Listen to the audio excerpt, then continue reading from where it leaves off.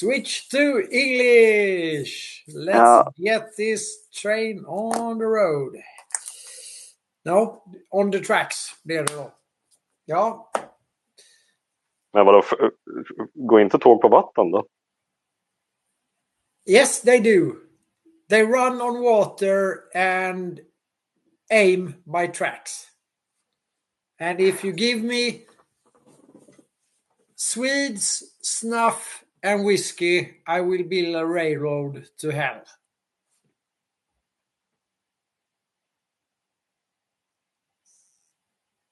Said, help me out, secretary. Who said that? That was the railroad builder number one. Hill. MC. Oh. Yeah.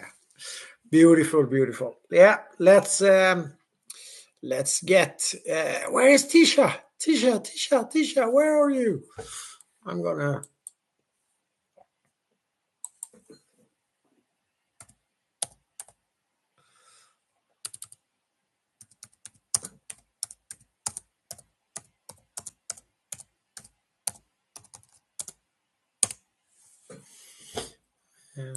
Let's get Tisha in so we can get this one. Oh, Marie the Dragon. And Jan too. Mr. Jan. Matthew. Yeah, maybe they have some connectivity problems. We don't know. But no worries, no hurry. We are not in a rush. The world is still breathing.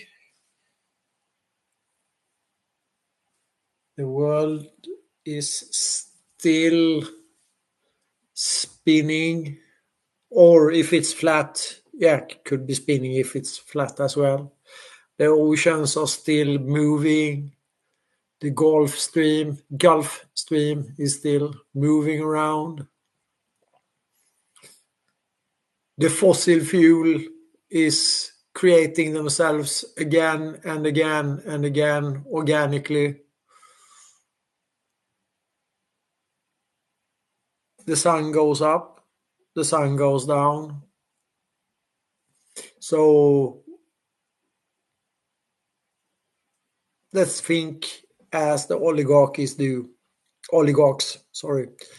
7 generations ahead, and don't get hasty with what we're gonna do or not gonna do. See just a few of them.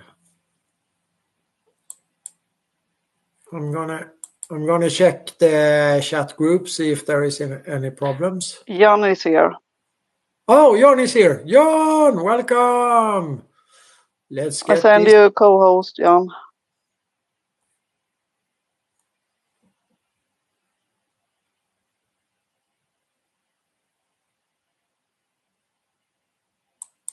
Let's see, Tisha is...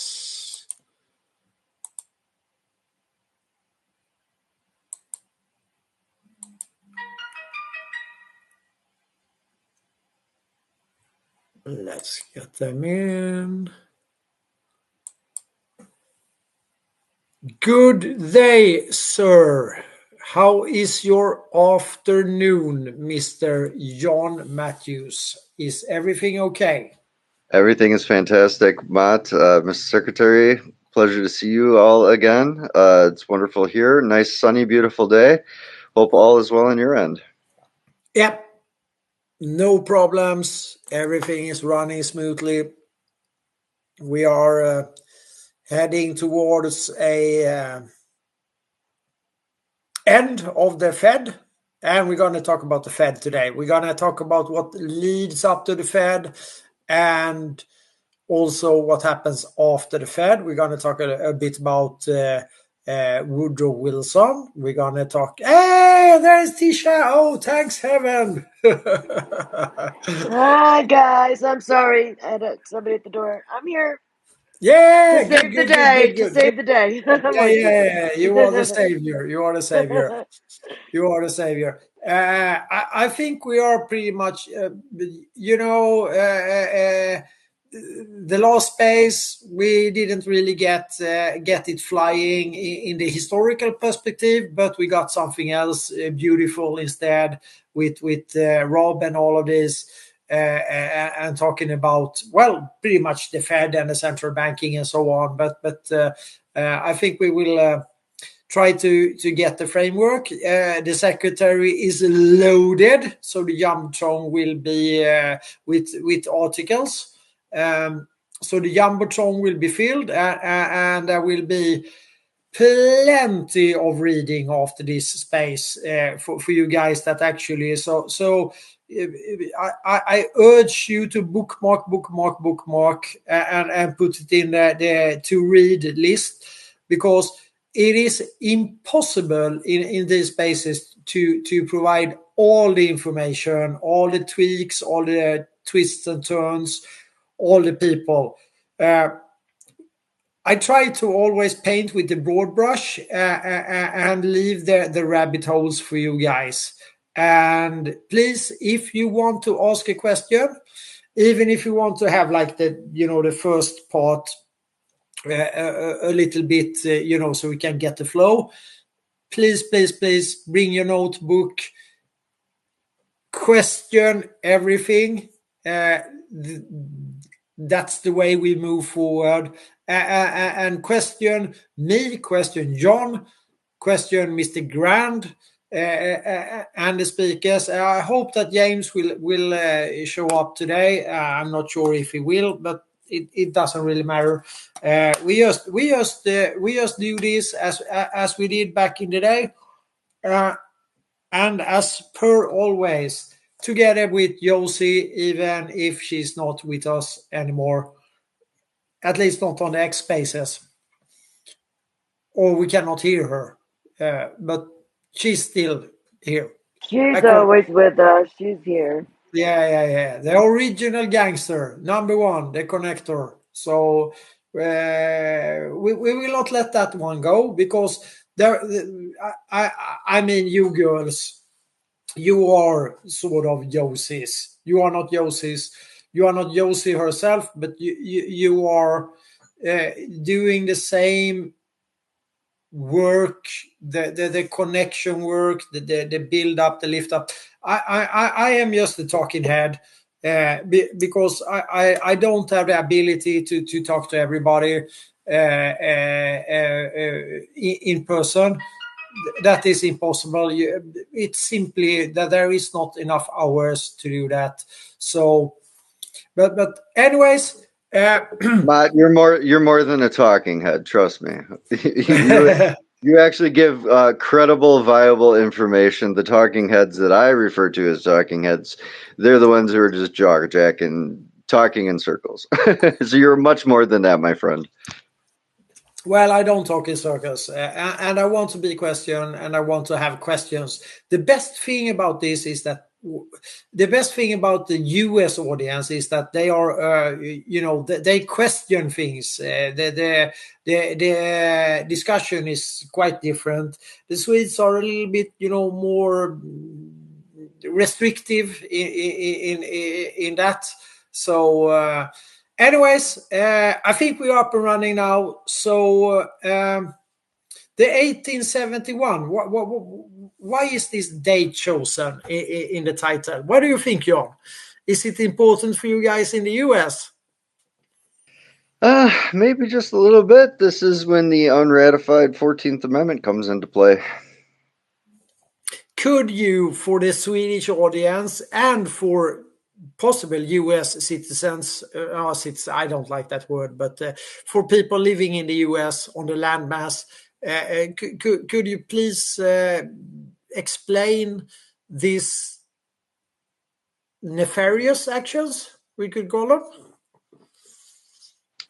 Yeah, absolutely. And this all goes back to the Constitution and the Bill of Rights as written prior to 1789 and 1790. Before the municipal being Washington, D.C., and that fenced-in area, and the 10 square mile radius, which would be known as the territorial. United States comes into play in full force in 1790. And so what comes into effect at this point in time is the people are the one who delegates power by consent, or the governed with consent of the governed by the governing body of the people. And what happens, fast forward all the way to Lincoln's time frame, he is the first bar attorney which enters into this office of the presidency. And in 1863, 1865, a lot goes down. And essentially what comes about is an underhanded attempt to hijack our country because they could not do it by force. And so what started this whole sort of 1871 issue started during Lincoln's presidency, because it did abolish slavery, which on one end was the physical enslavement and the legal nature behind it. But in hand, what it did was create an enslavement on paper for everyone. And this comes into play in full force in effect in 1871, because Congress never ratified or agreed in unanimous form to bring forth this 14th Amendment to the Constitution. And so it was unlawfully done. And this 14th Amendment essentially created what is known as personage. And this took rights of the people and essentially created everything under the pocketbook and the handling of Big Daddy government. And so it allowed them to handle all of our affairs and essentially exchanged our rights and privileges for benefits and entitlements. And this all took place in 1871. Could you say that it is the kickoff for the let's call it the dual legal system, where you are going away from the law of the land and the Bill of Rights, the Constitution, and entering then the nefarious so-called common law and maritime law in a sense, because that is sort of what this amendment do. It takes away the original Constitution. It's a contradictive amendment to the original, isn't it? Yeah, absolutely. Yep. And you nailed it, Mott. And this is what the difference between lawful and legal is, because everything comes under this now because of this Enforcement Act, which debatably took place in May of 1870, which was prior. So this act then adopted but not ratified fully by Congress came forth in 1871, which then turned everything from a lawful, like you said, law of the land in power, taken in control of the people, for the people, by the people, and converted it into a perverted form of law known as legalese or legalities under essentially what happened, Mott, is we went into martial law. And that's really the simplest way. And it's a military form of law and military control by the government, as opposed to the governing control of the people. And this is really what came about. And that is the simplest. I mean, yes, there's a lot more to it, but this is the simplest way to think of it as a whole. Yeah. Because if you think of it, if this was not ratified by Congress, then what does that mean? Is it legal? Is it lawful? The answer is unequivocally no, unless we allow it. Well, what we're looking at right now is, for the last 200 years, unlawful illegal activity, which is known as fraud, by the way, has taken place and has hijacked our country. And that's what they're looking Hijacked is a very good word, actually, to explain it simplified. It is a hijacking of the Bill of Rights, the Constitution, the law of the land is the best ever, let's call it philosophical or practical even,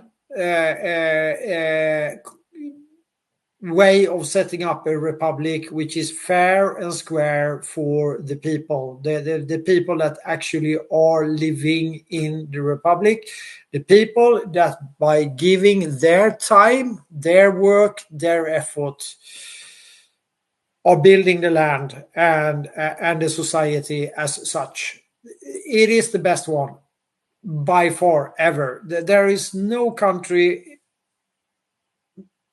anywhere else that has anything that is even close to that. Therefore, it is, of course, attacked by the oligarchy, as they are forced to do in this case.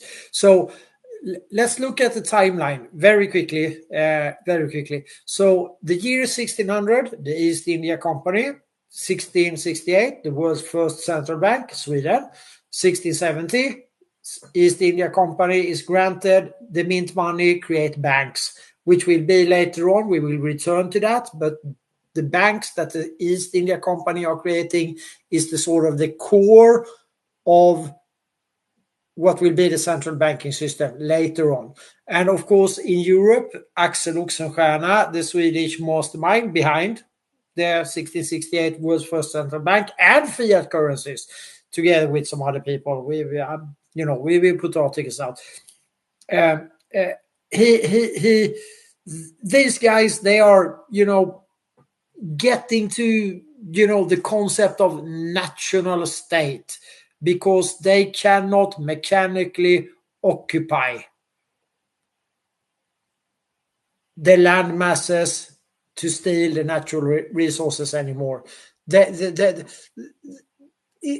is not working out for them in the context of the cost of it. They know that they will end up there. They are smart, these guys, really smart. So therefore, the East India Company will end in 1874. The Swedes will do a big coin reform in 1873.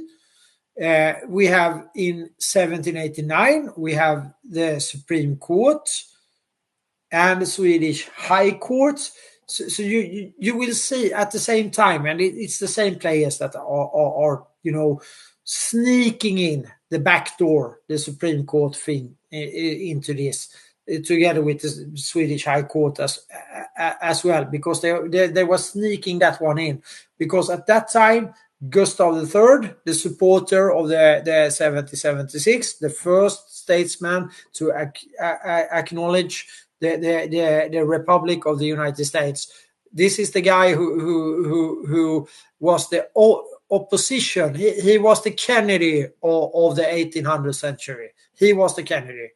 There was nobody else. Maybe, well, he had some supporters, but he was the Kennedy. And he inherited, the Swedish sort of grand power of Europe. And in 1648, we have the peace treaty in Westphalia, where Axel Oxenstierna sets up the bankers in Europe, and the East India Company takes care of the rest. They work together. This is without any doubts how the sort of the foundation of the central banking system is sort of emerging, not very quickly, but it is emerging, and it's through these people. And therefore, this little shitty country way up north with only 10 million people in it is, as Mr. President Trump says, it's sharp, it's very sharp. And, there are lots of countries with much more people and finances and everything. But we have two countries in the world that actually is driving strange things to happen. We have Israel, 10 million people. We have Sweden, 10 million people. And they are significant because they are straight on the deep state, so to speak, or what we call the deep state, which means Vanguard, BlackRock, Investor, and all the connectivities there with State Street, with the Nasdaq, which is totally owned by the Wallenberg family, and so on. So the build-up here is to create the central banking system, and this is what we are aiming at today. And I see that Rob is here, so very welcome, Rob. 1871, you heard John. Any more perspectives? Rob, welcome. Nice to see you, sir. Welcome. Pleasure to be here, gentlemen. I'm just enjoying the conversation. Ladies and gentlemen, sorry about that. You are so welcome, Rob. When Good you to see you, feel Rob. when you feel Hey, like Rob. Hi, Rob. When you feel like it, Rob, just jump in and correct us if we're wrong. Give your perspective if you want to. You are always welcome, sir.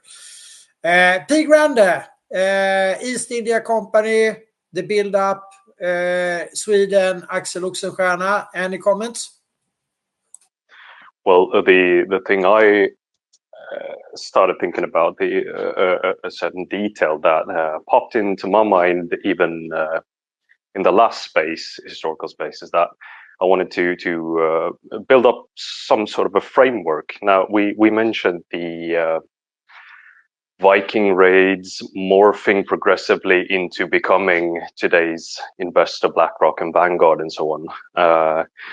And it's all about infrastructural control. So the Vikings, way back when, they controlled the inflow or the strategic positions of waterways. So where the goods traveled in to a certain area where a city-state was located, for example. So the in and the out, so to speak, they controlled. And if you draw a parallel to today's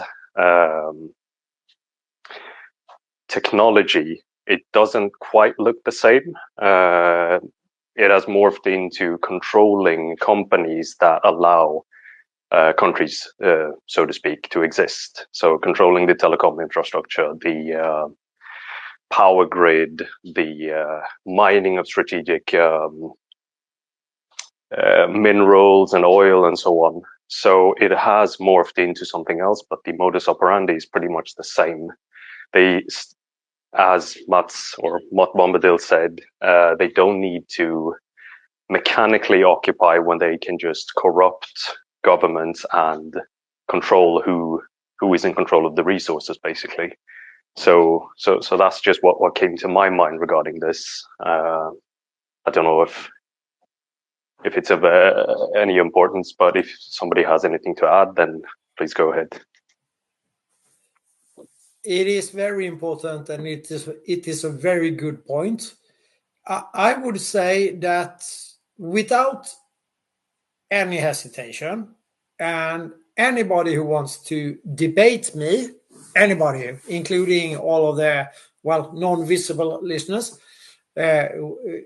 you could debate me on this, but I would say a very simplified. I repeat this in all of these spaces, but we have many new listeners, so I will repeat it again. I would say that the Viking strategy, when they in the early days, let's say from year 14 and forward, they pretty much kept control over the strategical chokeholds and also the information in Europe. And then by the Viking Crown in the UK, because it is the Viking Crown, they transformed that into a global operation. Same strategy, still waterways. In the year of 1600, they kicked off the East India Company, the main East India Company. There are many East India companies in different countries, or what we call countries today. So they kicked off that project and went global, and they still are. They never let go of it. But of course, with the Bretton Woods, which created and some other stuff as well, we can, with the Bretton Woods, with the social security numbers, the maritime law, all of these that they have been working with, they had a challenge because they needed to keep control of the information. And therefore, they have worked very intensively of keeping control of the information, to keep the opinion with them. They knew that, the flow of information will change with the internet. As I said many times, it's a double-edged sword. So then they transformed to the paperclip operation. They transformed into Vanguard, BlackRock, Investor, and all the subsidiaries to this, and kept control over food, energy, and most important, the telecoms, the information, the internet. So this is we have the aka Swedish kings of cyber war. We have the Ericsson, we have the Wallenbergs with all the technology. They are spearheading this. They have the most patents. They are embedded in all kinds of internet operations and so on. If you're a tech savvy and want to go into this, please check Mr. Michael Ray Corey out, the Ericsson report. That's for the tech people. We talk about the history and the build-up. We cannot go into that because that is such a large discussion. But if you like that, go and check him out. He's a nice dude. He knows what he's talking about. And when we can see this build-up with the twin-edged sword of the internet, there is let's call it, I don't think it, I think they are taking a risk, but at the same time, I can say that my thought of this is like the Wallenberg family and some others, they have realized at this point in time, because they had the quantum computers long before we even, heard of knew that they existed. So I think they have, calculated on this, and I think that some of them are actually not as nefarious as we think, but they had to stay on the nefarious side to keep this show running, to get all the millions and yet millions of nefarious actors in different countries all over the globe that is totally dependent on the lifestyle, on their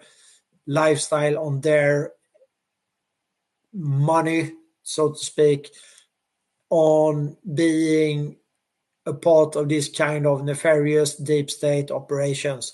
I think that some of these big oligarchy families have been playing this game to expose these people. But that's just my thinking.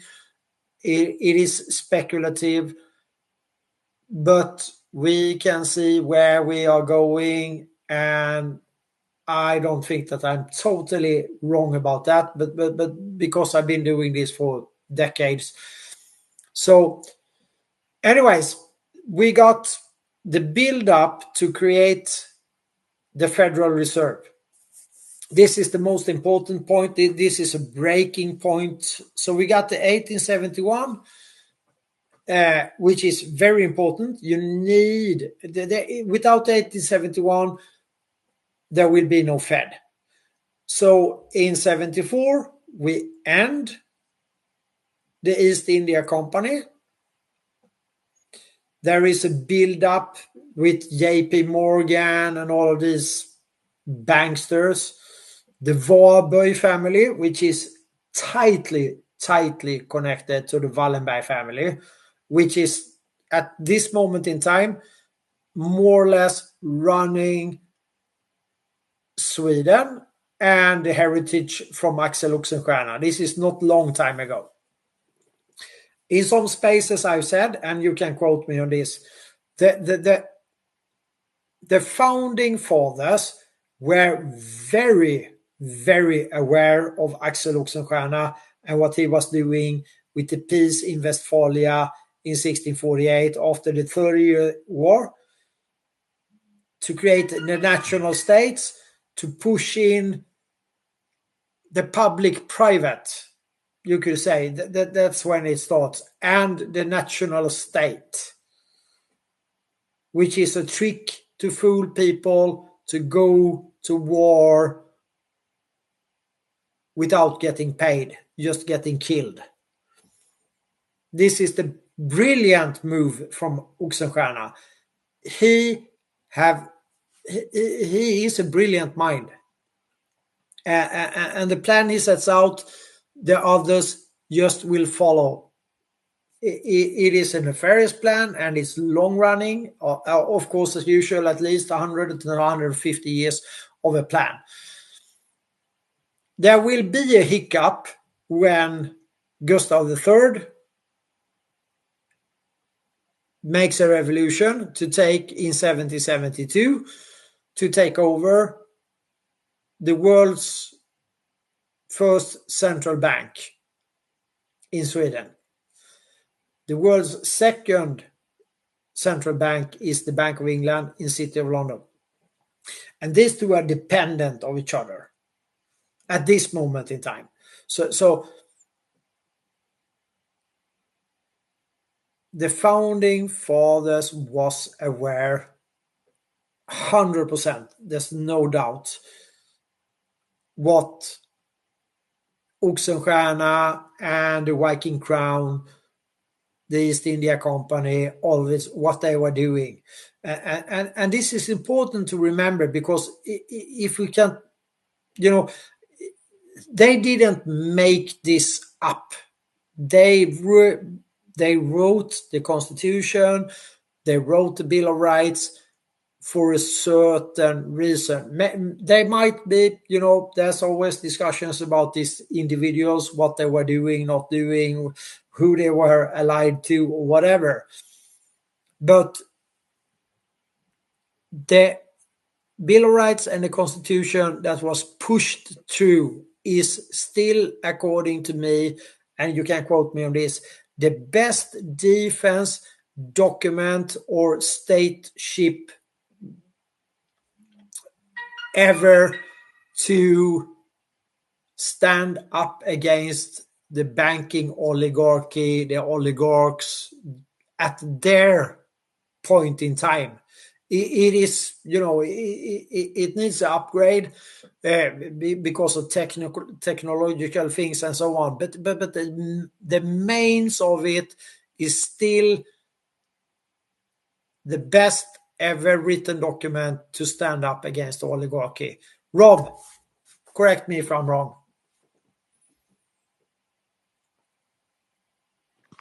You're 100%, brother. Don't have a word of disagreement with anything that you just said. Mark, can I add something real quick too to that? Yes. Go ahead. I also absolutely agree with that statement, 100%. And if everybody does have their notebooks and pens, this is 3 really important parts that I want everybody to write down, because it will literally, sorry, there's lawnmower going in the background. It will literally tie into everything to this very day of even the Trump case and the recent appeal to the 14th Amendment and why that's important. So write down the word citizenship next to the 14th Amendment, as well as underneath that, then write down the supremacy clause. And then this will tie in the Bank of International Settlements with the Fed, with what you were just speaking to, Mott, also with what's going on modern times and post times, going back even further to what we were speaking to 2 weeks ago now, because of what took place with the East India Company and the conversion of trade to commerce and everything that plays into now. Because the Vikings are still here. They look a little bit different, they're called a different name, and they're under a different club organization. But I gotta tell you, they're still absolutely here, and I just call them the bar. And everybody knows me, who knows me, knows how I feel about the bar. Because you can be an attorney, and you could be absolutely, a counsel for someone, and you do not need to be a part of that evil organization, which has hijacked this country. So I'm going to end that there. But it's a huge, huge part of it. I'm going to put in a fun fact. So the Viking heritage, the William the Conqueror, he is the one behind the common law. He is also behind something that is called the Doomsday Book, which is more or less the book of all the nobles and the people with power on the British Islands. That's the first Facebook. Facebook for the rich only. Or whatever. That's the information control. So they know what they were doing. They always been playing the information side of it. And of course, when this kind of nefarious Viking setup is growing with the East India Company and so on, it will change a bit. But the modus operandi, the way that they perform the operations in the mains of it, with fear, with war when it's needed.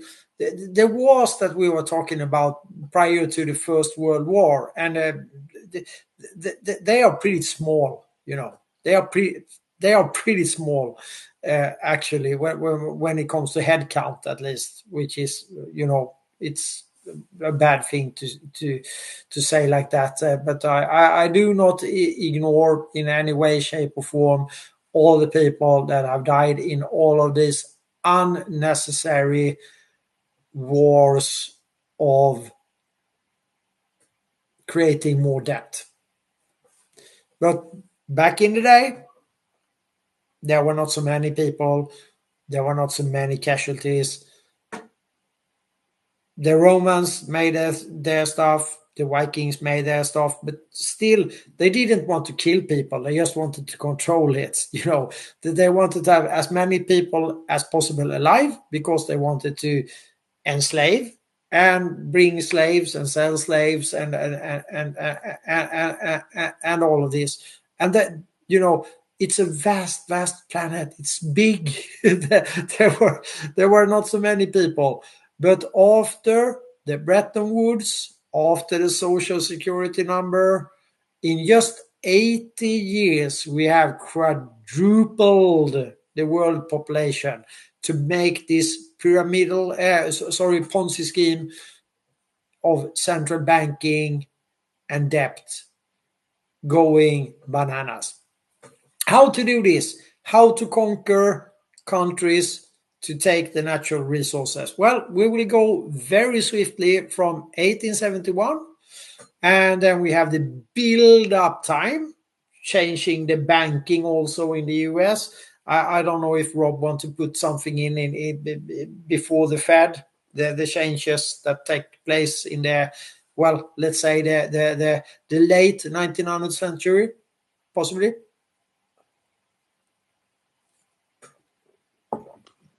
Well, one of the things I'm just now trying to weave this out and tease this, so I would love to get the group's input, and finesse this with me just a little bit. Just one moment, please.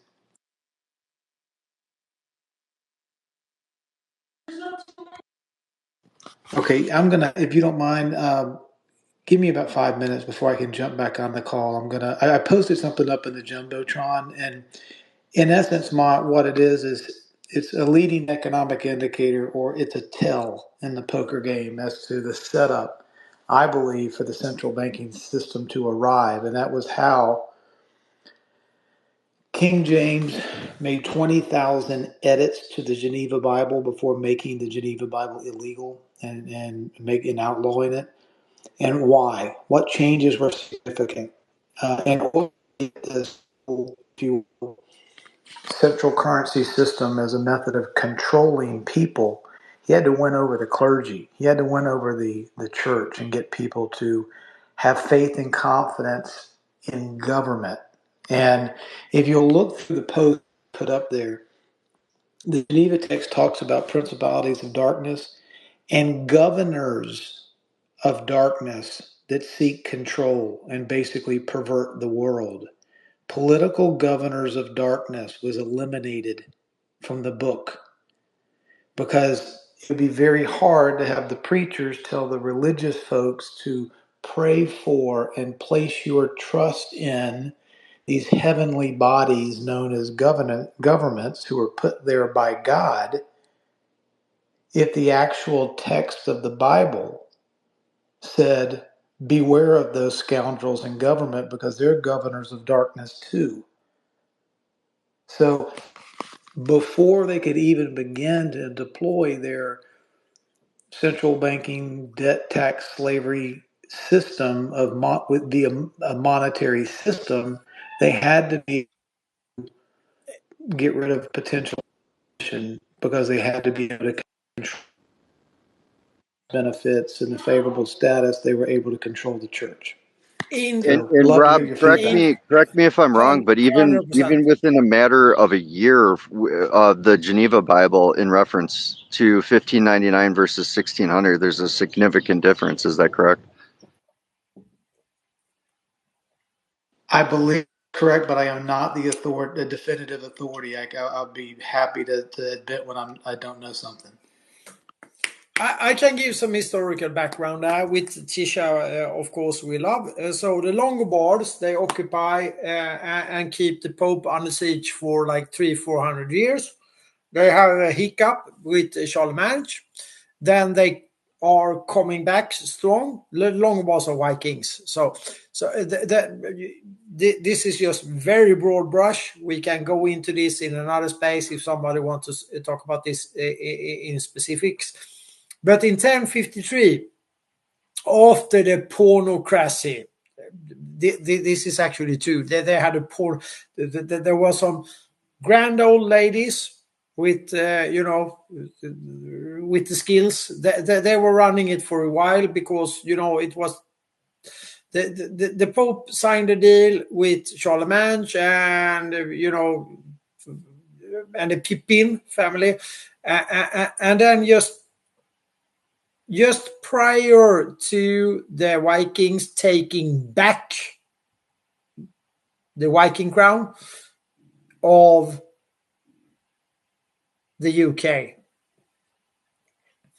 Just prior to that, they kidnapped the Pope for over a year. And I think they had a chit chat about what's going to happen in the future and what future popes needed to know about the world order. Let's call it the rules-based world order, like they still say. So the Pope gets back, and suddenly we have war popes with their own armies doing nefarious things. This is like 1053, 52, 53, 54, 55. So year 1000, 52, 53, 54. So here we have sort of the setup for the church. And then the church, of course, will grant 400 years later the doctrine of the discovery and so on and so forth, so and that fits perfectly into what Rob is saying about changing the words, the wording in the Bible and so on. For me, I like to do this very simplified. A guy called Jesus, he kicked the tables. A guy called Gustav III was killed because he stood up against oligarchy and introduced the people's dollar. You can hear the name. Bank is, of course, a Viking word as well. They created them in Lombardy, where Tisha is from, at the beginning of her heritage. So these are the events that have occurred. And JFK, he really tried. He implemented a treasury dollar, a folk dollar, a people dollar.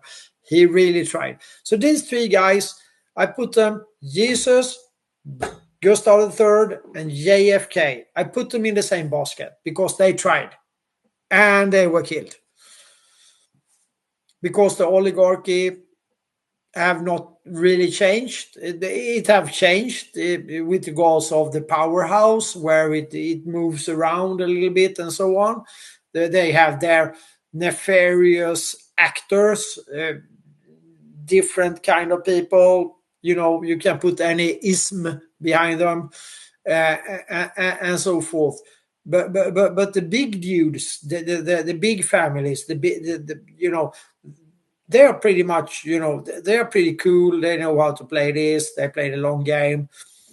So I put these three individuals because I can put them in the same basket because they did the same thing and they died.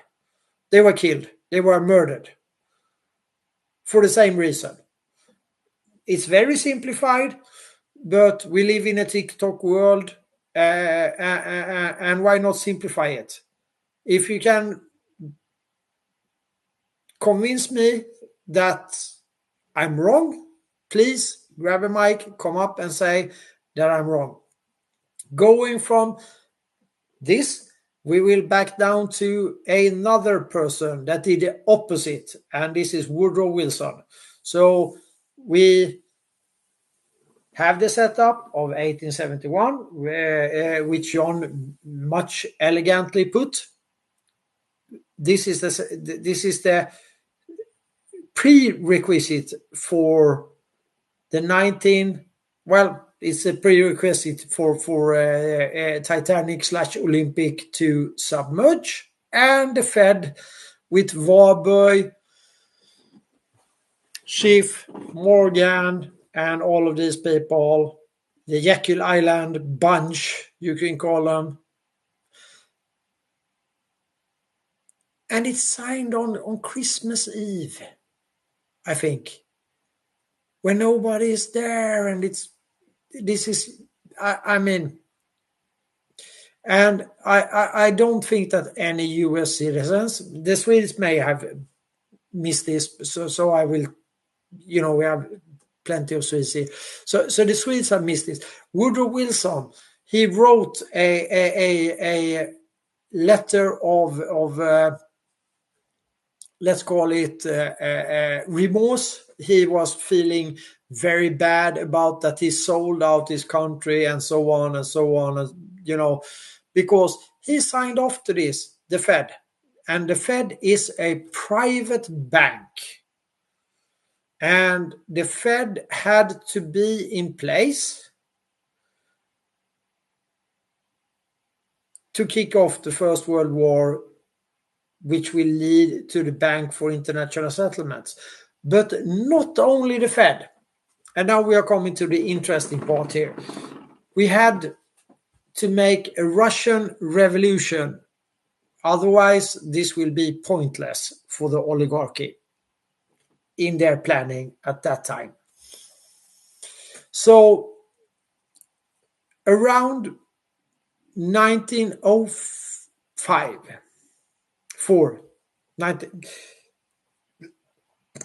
the planning to kick off with Trotsky only. Lenin and Stalin is not in the game. Well, they are in the game, but not as Trotsky. So Trotsky tries to do a social democratic Bolshevik revolution in Russia. He fails epically. It doesn't work out at all. Not the slightest. So in 1905, he gets into prison. He gets out of prison. He escapes on the premises that he will end up in UK, and then he will go over to the United States. So this is the Russian revolutionary Trotsky. His name is actually not Trotsky. It's a taken name. He is actually from Cherson in what we today is Ukraine, where the fighting is going on. He is also Jewish, if somebody wants to check it out, but he's pretty much a nefarious actor.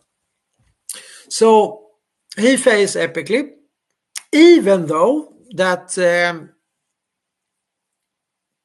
one of the founders of the Fed were paying off the Japanese to attack Russia on the east side of Russia. So you have the Russo-Japanese war to make distraction to enable the coup that Trotsky failed with. They failed. So the Tsar still stands, and believe it or not, the peace treaty are conducted on US soil. And of course, Swedish Nobel Prize is handed over to Franklin Delano Roosevelt for making the peace treaty. And then we are back to the East India Company. Franklin Delano Roosevelt is a drug dealer, drug dealing family, Russell and Company, same as the East India Company, same as the Swedish East Asia Company, same. They are just dealing drugs, conquering territory by nefarious actions. This is what they do. This is what builds up the fortunes that they have in the early days. And also forming the first part of the military industrial complex together with this East India Company that grows to, if somebody have not listened to these spaces earlier, but I can repeat myself here, it builds up to be the largest naval and land military force ever. And it's a private company granted by Elizabeth I and later on her heritage, the Viking crown. They are really nefarious. And we got Jason up with the hand. I say Jason as a listener, and I say hand. I'm not sure if Jason got the mic, but welcome. Welcome, Jason. Hey, what's going on, guys? You and I have been in several groups together. So you put Jesus Christ in the same basket with JFK and who?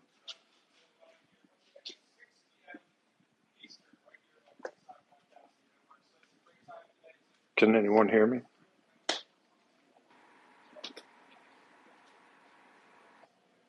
Hello? Yes. Oh, sorry, thing on? I forgot my mic. Yes, Jason, yes. Gustav III. He is the first statesman to acknowledge the U.S. as a republic. He is So here's the issue I have. You do have a lot of good historical facts, and like I said, you and I have been in a bunch of spaces together. And you're good at history, I'll give you that much. However, you can't put the Son of Man in a basket with any other human on the face of this planet. That was God in the flesh that walked this earth. I understand the correlation that you were trying to make, but I think the way you went about it was probably wrong, because you kind of took it out of context. Number one, that was God in the flesh walking the face of this planet. So you can't put him in a basket with any other man, period, point blank. There's no other way around that. And when you talked about him flipping the tables, well, that was because he didn't like money changers in the temple. It had nothing to do with anything else. But then when you took it up north, it was the actual Jews that went. Hold on. You asked me to respond. You said if anybody wants to respond, yes, go ahead. request a mic. When the Jews went up north, those were the Jews that crucified God. So I mean, if you're going to tell the story, tell the whole story correctly.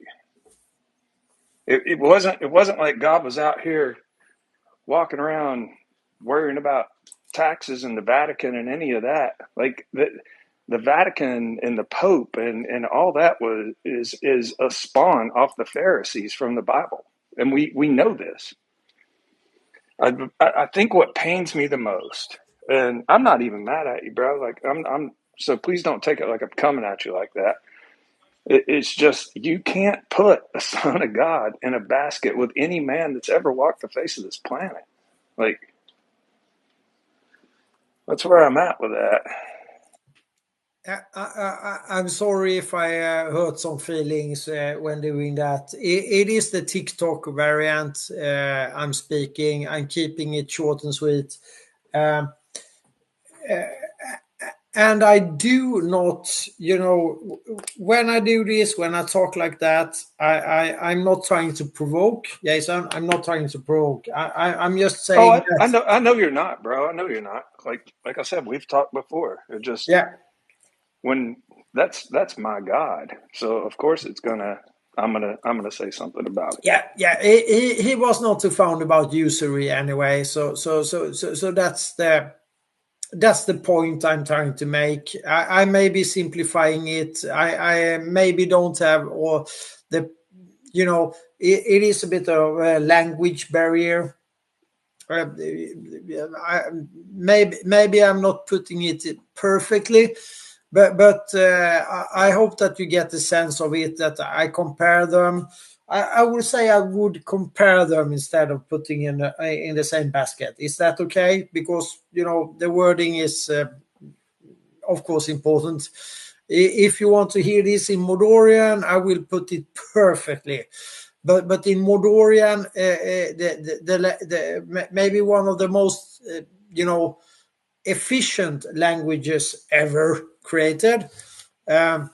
And also stolen from the people. We can combine words. We can do anything with the words to be very precise when we talk. And I have, it's totally contradicting to the English language. So it is actually, the English language is sprung out of the Old Norse, and of course the Old Norse is Viking language. So, but you are not. Let me put it this way: they have destroyed the English language by not letting combining words as we can do. We can do very complex and long wordings in one word to make it very precise. And talking in English, you need to have like 10, 15 words to get the perfect feel of what you are trying to say. So I'm sorry about the basket comment. I get the point. Thank you. I totally understand what you're saying, Mike. I just was like, for the other people listening down below, like, I just wanted to kind of clear it up so that it didn't sound the way it sounded, because you and I have had these conversations before where we don't understand each other. So it was just kind of a clarification thing. I'm pretty much thankful for that, actually, Jason. It is a good thing. We should bring it up. But usury, it is what it is. We can agree upon that. I will test another wording. I will try it out. You guys, Rob and John, they are very good at speaking and so on. But I don't have all the colorful words, in my language box. I guess I'm not too bad, but I really don't have them. Yeah, I know, bro. That's why I didn't come in all hot. It's just Yeah. Thank you very much. It's it is a very good point, and I hope that the audience here give a thumb up if the clarification here is very important. I surely understand that. I'm not stepping on anybody's religious beliefs. That's up to each and every individual to have those. I'm not stepping on those, because if and you're I know that, bro. That's just why I stepped in where I did and said what I said. Yeah, no disrespect on Matt's end, definitely. And Jason, that was great though, for dynamic, because sometimes that clarification is needed. So yeah, it's definitely back and forth. Good topic, but no disrespect was intended for sure on Matt's end.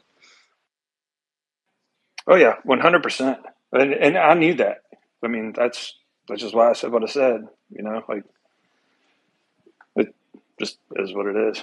Appreciate you guys letting me talk. Thanks, Mott, for the historical value that you put in everything every time you speak, bro. Yeah, if I'm being blunt, come up and correct me. And very good, Jason. I'm thankful. As I said, I'm thankful. It's beautiful, beautiful.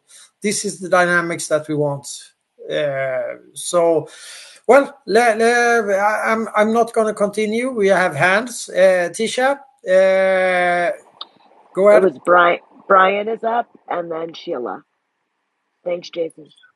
Well, I don't mind letting the lady go first, please, Miss Sheila. How are you, Miss Lady? Oh, Brian, thank you. Gentlemen. I'll be really quick. Thank you, GG. Tisha. I just wanted to clarify, because when the Nazarenes came to the West, there was a disciple by the name of Jeshua, with a J, not a Y, Yeshua ben Joseph, which is John the Second. Is that who maybe you're referring to, Mott? That's all it's the Nazarenes. They passed along the most ancient Holy Grail mysteries, and they passed down the lineage of John's. By the way, John, a little bra. There was a Yeshua ben Joseph, who passed the mysteries to Mary Magdalene. I was just wondering if that's who you were referring to, not, Jesus or Yeshua that we know. I was just wondering if that's who you were referring to. Nope, I was referring to Jesus himself kicking down the tables. So that's the only comparison I did. I'm very simplified in this because I am. Perfect. Yeah. I'm not going to go into the let's call it the theological discussions. I'm not. I'm not so good at that, actually. That was just for me. It's not my cup of tea, if you say so. Gotcha. I try to avoid them as much as I can, but they are intertwined very much. I just like to broad brush it a little bit, and because it always will come down to this kind of nefarious system that is ruling us today. And the belief systems are so complicated and so intricate that I have simply not the time to be able to answer correctly on all of those questions. So I'm not educated enough in that. I have my belief. I put my knee in the dirt. Believe me, I do. But I will not speak too much about it. I just made that, well, let's call it a clumsy comparison and a clumsy basket, which Jason very good pointed out, and that's the good thing about American spaces. This will not happen in the in the Mordorian spaces or the Swedish spaces. It will not happen, not that way. So I'm very thankful for that, because it's I'm learning all the time. So Brian, please go ahead. Well, I appreciate it. And listening for a little while, I only have one small hiccup. The history part of it, you can tell it from your perspective and the perspective of it. And I'm sure if you went into other cultures, other ancient people writings, people tell the story from however they feel to tell it. The thing that shocked me, and I won't even, it's not a religious thing to me or a religious matter to me, but I'm not even going to touch that about Jesus. I understand that part well. If you're not raised with Jesus in your life, the hardest thing for a man to do is put his knee in the dirt for something that he can't see. I know a lot of men that won't put their knee in the dirt for another man or for any other people, but to call something God and to put his knee in the dirt, not knowing what that is. I can understand how some men feel about that. But I was raised with Jesus all of my life. I've known him all of my life, and I can testify to knowing him. Anyway, that's another story. But you said something that got me. It gets me every time you say it. The first statesman to recognize this as America or the United States or it as a republic. I don't give a shit who recognized it first, or that they would lay claim to it, or that they tell the story that way, because that's not true. I mean, a lot of people noted it, made note of it first, or when they felt like it. The fact that they derived these stories from this statesman was the first person to recognize it as a republic. I don't give a shit about the statesman, the nationals, the state nationals, or the stateless man. Do you understand that? They're all Marxist ideas. They're all Marxist ideologies, especially the stateless man, which Karl Marx was. He was a statesman before he became a stateless man. And a lot of people don't realize the Marxist doctrine that they're teaching, but if they listen long enough, they catch on to these talking points if they're listening, right? So yes, that's the strong part about it. And I agree with you so much on many of these things. You know what I'm saying? And it's just so... Well, Brian, probably is my wording again then. He was actually king. And he was the king that provided the 1776, which with very skilled, Sweden military, a very military. They sort of conquered Europe just prior to this. Hey guys, I'm sorry to interrupt. It was actually the letters to the colonies that freaking started all this, but I got to run. Thank you so much for letting me speak and giving me the time that you guys gave me. I really appreciate it. I hope you guys enjoy your space. I got somebody calling me, trying to live stream me from the Trump thing, so I need to take this call. But thank you guys so much. Thank you, Jason. If I don't follow you, please just send me a follow you. I'll follow you back right now, just here in a minute. Thank you, guys. Have a good evening. Yeah. Thanks, Jay. Good to see you, man. Thanks, Jason. Thanks, Jason. Please give me a DM for the next time. You are so welcome. Thank you very much. So Brian, let me get back to this. So this Gustav III guy, he was the king. He made a revolution to be the king of the oligarchy. He took sort of their powers away with regards of minting money and lots of other stuff.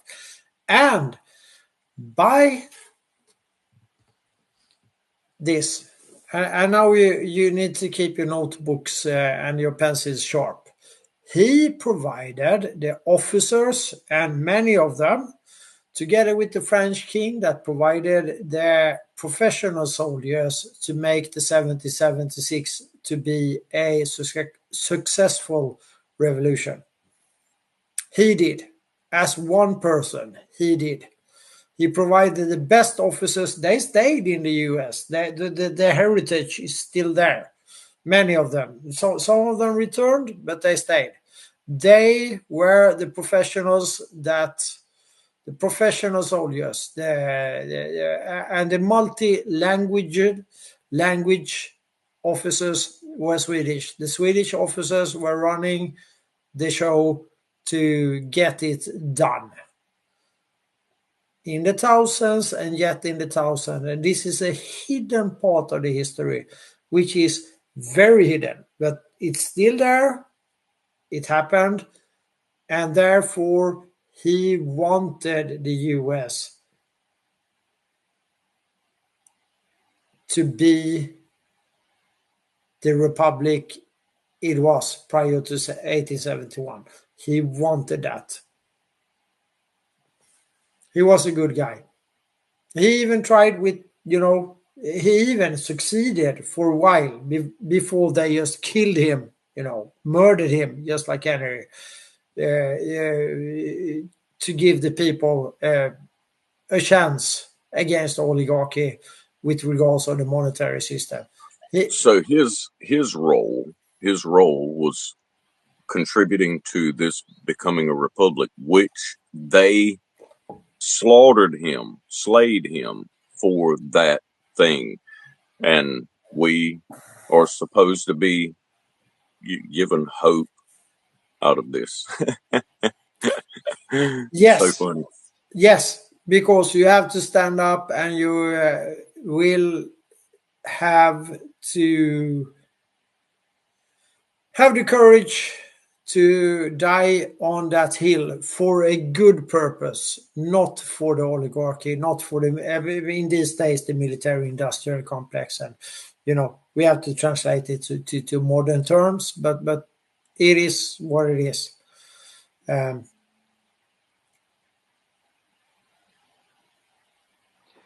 Yes. Good, John. Let Brian answer, because I go ahead, Brian. Well, you can take it around the hands. I don't want there to be hands up with people having questions. I'd like to have discussion. Excellent space, loving it. The understanding the press, though, all of those, especially on that are acquiring title, is on the Marxist doctrine, and they're actively promoting that also. And how do we stop that? We will get to the Marxists and Marx and Engels in the next space, because they are contributing to, the more subtle, I think that's the correct word, the more subtle doctrine when we get into the national states and all of this. That will they are hired in by the oligarchy to create the sort of the polarization thing that we've been living under.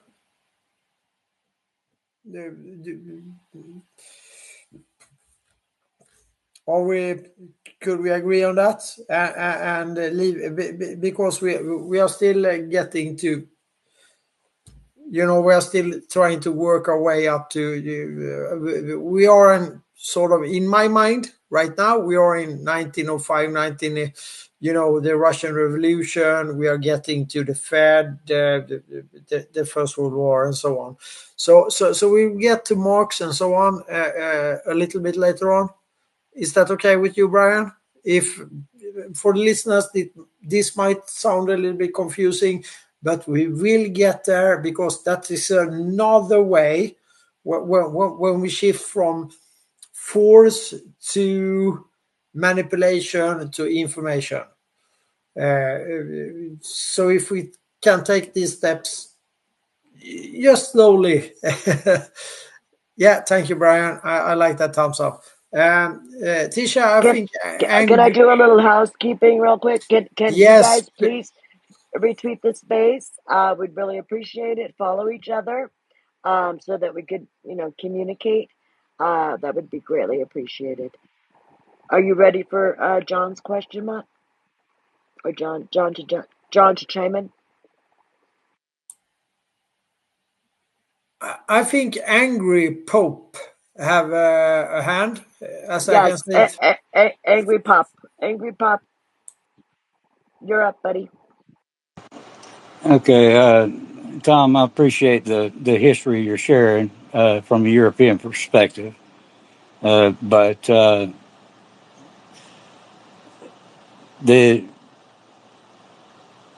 our Declaration of Independence that established this nation,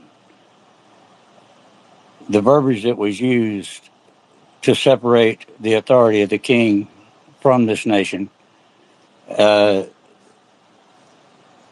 so clearly written, and its purpose, that it reestablished the colonies as states and independent nations, in effect, the way that our laws were drawn up under our state constitutions and unified under the Articles of Confederacy. And in 1794, John Taylor said that we had an issue now with re-entering into the same business with what you were talking about, the East India Trading Company, and creating a corporate state under the Union contract we know as the United States Constitution. But that didn't officially start that corporation, because our constitutions were so perfectly written by our forefathers, who knew of all of the European corruption that most of them had escaped, whether it been servitude from their stance or chattel under the authority of the king, however you want to word it. And then it was so foolproof that no foreign nation could enter in without some sort of a trade deal. And it was mere necessity for the trade that the United States Constitution was established and worked well under the common law for 100 years in this nation. But it allowed for international trade and commerce between the states to be governed. And it wasn't until 1871 that the corporation was truly formed in this nation, after establishing the newly found language of the court, or conspired language of the court known as legalese here in America, that allowed for the jurisdiction of the crown to try to attempt to reclaim the holdings of the East India Company in that endeavor. Looking at it from your perspective as well as our perspective here in the United States with our own history. So, you're not incorrect about some of the things that you're stating, but they didn't factor in that our constitutions established the people as the head of our government. And they could not change that with the United States Constitution because 9 of the 13 states at that time refused to sign on to that union contract until the Bills of Rights was put in there, accepted out of the hands of this newfound federal government that was being created.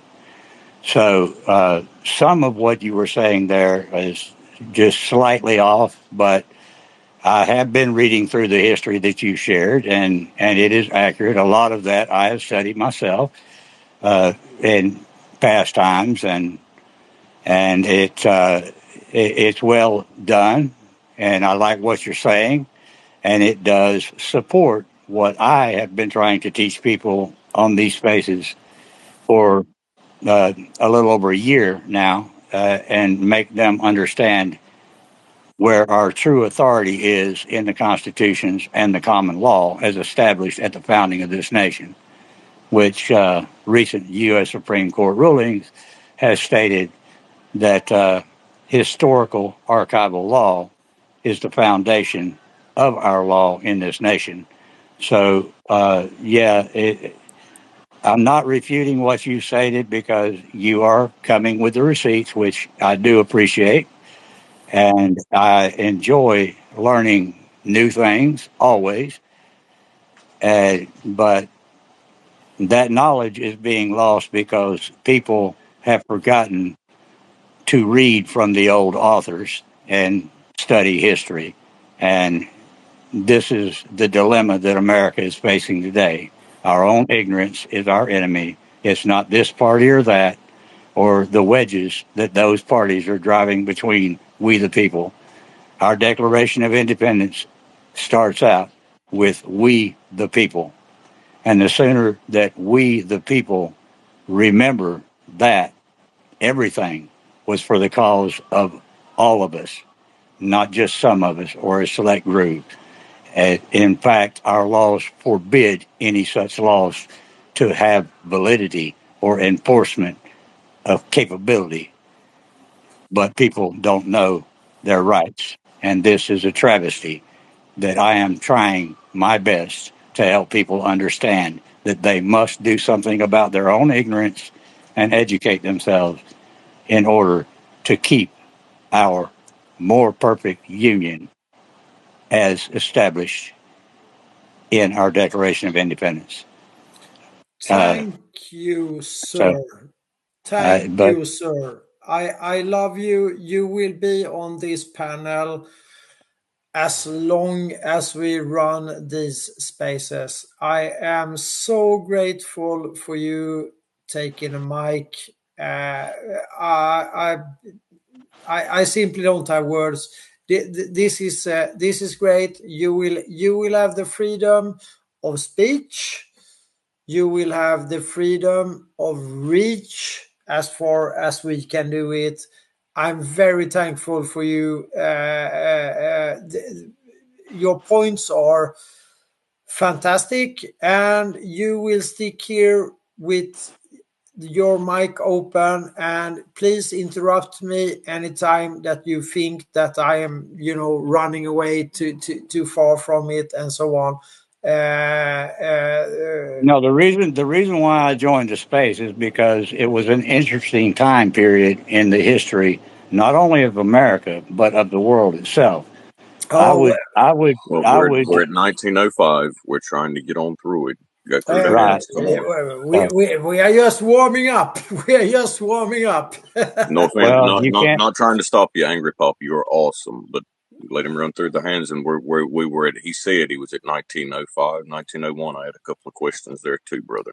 Yeah, go ahead. Go Right. ahead, Brian.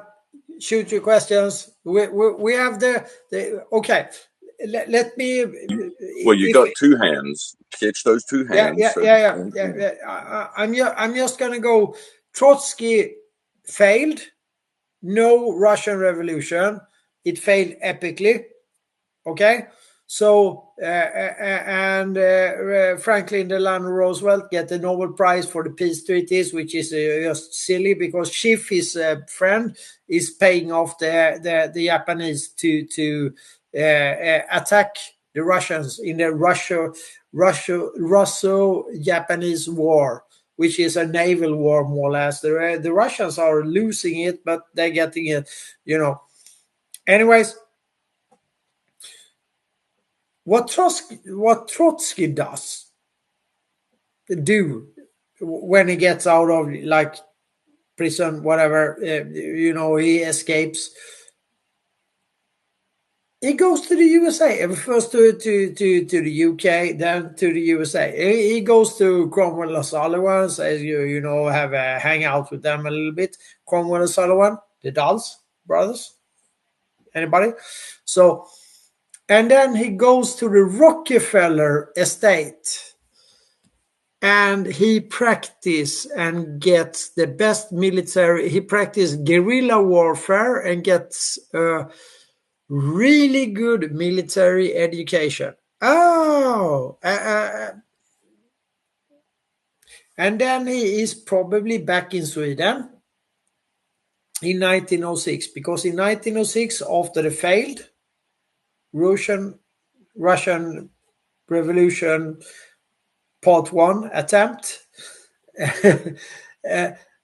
they have a big gathering in Sweden with Lenin, probably Trotsky, this is not confirmed,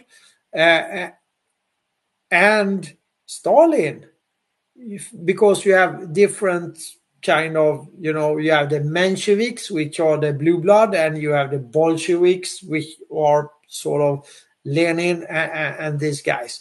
And at this point in time, please do remember, please sit down, St. Petersburg is growing. You have the industry with the Swedish family Nobel, as in the Nobel Prize. They are the masters of St. Petersburg, and the most important industry at this point in time, the oil industry in Baku, where the oil more or less slips out of the ground, so to speak. And Stalin is situated in Baku, in Azerbaijan, today Azerbaijan, whatever. So the Nobel family is the kings of the mercantile thing of Russia. They have been there since the early 1900th century because they are the arms dealers. They are the arms manufacturer. This is the Swedish family, the Nobel. So they have been in Russia for a long time with arms trading, manufacturing arms, and so on and so forth, because there are occasional small wars on this point of time. So the Nobel family is not to be disregarded here, and the Nobel Prize, the merchant of that prize, that's Alfred Nobel. First ever Nobel Prize, Red Cross. Oh, who could have guessed?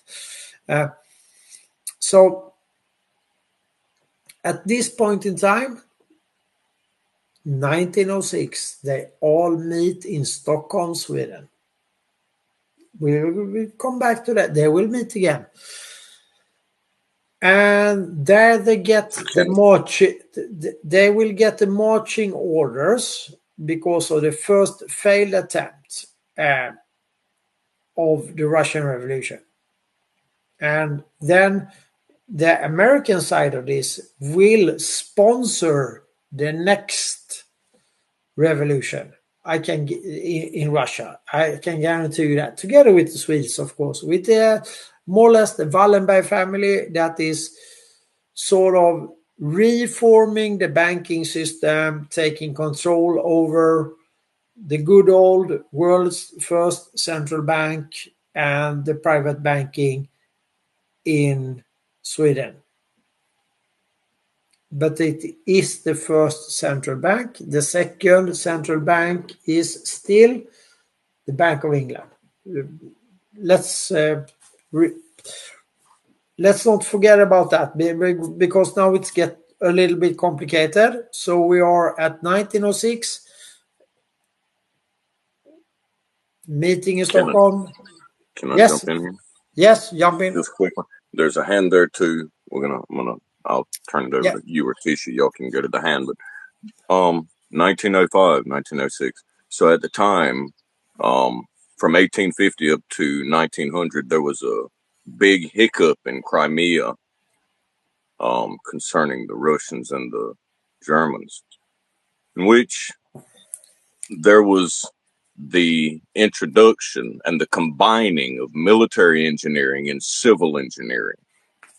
Now, I think that there was a great big fight, okay, because there was the depression that came on Europe up to, what was it, 1895, 1900, when they kind of rolled out of it a little bit.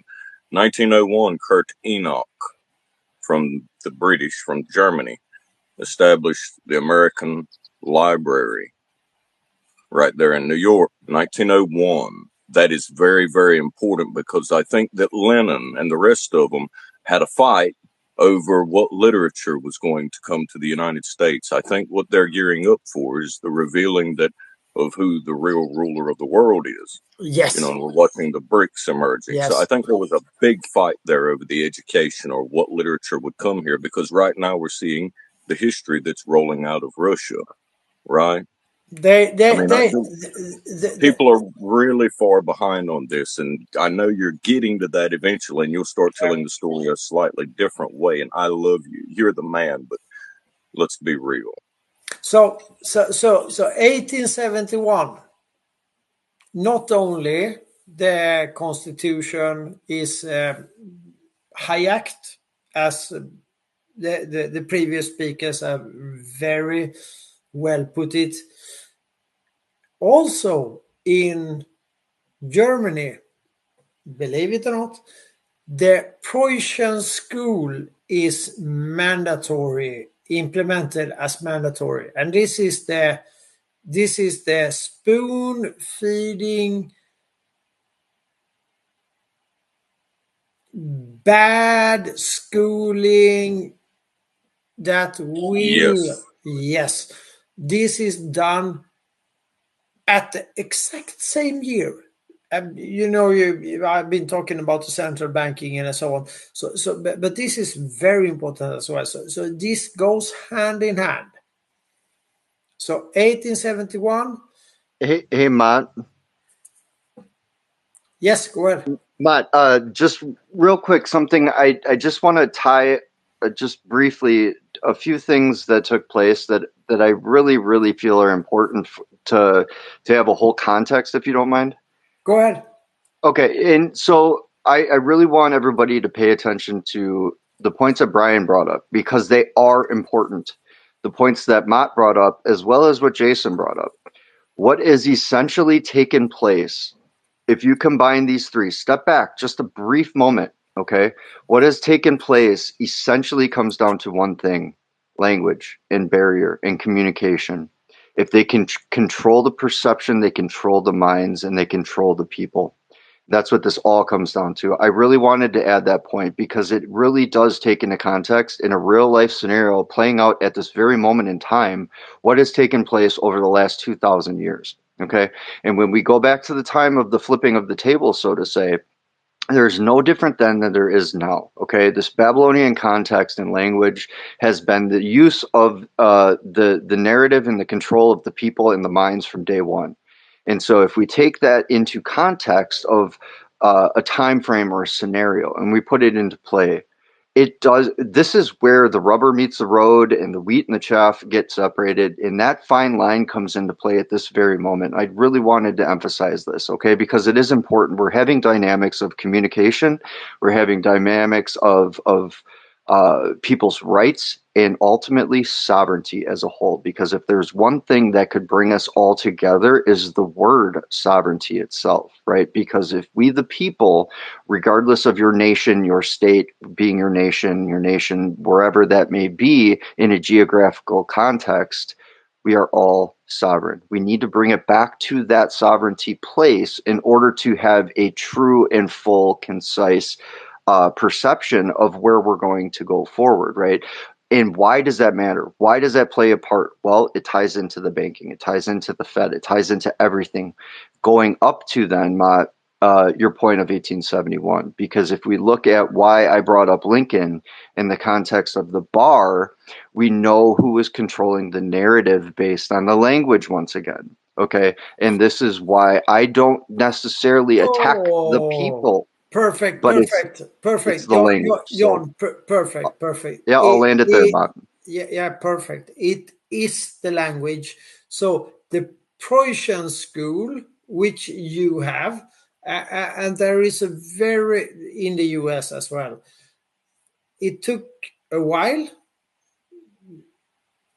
to get it in place in the US because of the Constitution and of the resistance of the people that sort of fled Europe and so on. It took a while, but in 1871, the Prussian school was implemented as mandatory in Germany. This is how you create the First World War. The Prussian school is a nefarious thing. It is the spoon feeding is short, straight, and simple, and it is the brainwashing machine. You could call it that, actually. According to me, you could call it that. And it takes a couple of generations, and then you are there. The teachers will be as brainwashed. So all of this, I think it would be pretty obvious now when you look at what the segregation between the ones that gonna serve the oligarchy on the universities and so on. They are handpicked because they don't have a conscience. They don't, and those ones that are free thinking, they will be, even as children, they will be abused. They will be put into whatever, and they will be dumbed down. This is the purpose of that. Short, straight, and simple. That is, the spoon feeding of more or less zombified working class. That is the purpose. And this goes back, it's more than 100 years ago. It started 1871. It started earlier, but it went to be mandatory. And it is mandatory in most European countries, and including US, Canada, New Zealand, Australia, the Five Eyes, as per usual. The educational system and keeping control of that is an essential part for the oligarchy to keep us dumbed down. If you have survived it, you are within the 30% that have survived it. The only thing you need to, I guess that most of you that are here today, this evening or this afternoon or morning, wherever you are, have survived it. That is the reason that you are here, because you want to get information, you want to get further on. But what we are describing here is what they did, how they did it, in a historical, correct, and factual manner. This is what they did. You need, you should if you are a responsible individual, comprehend this and bring it forward to the future generations.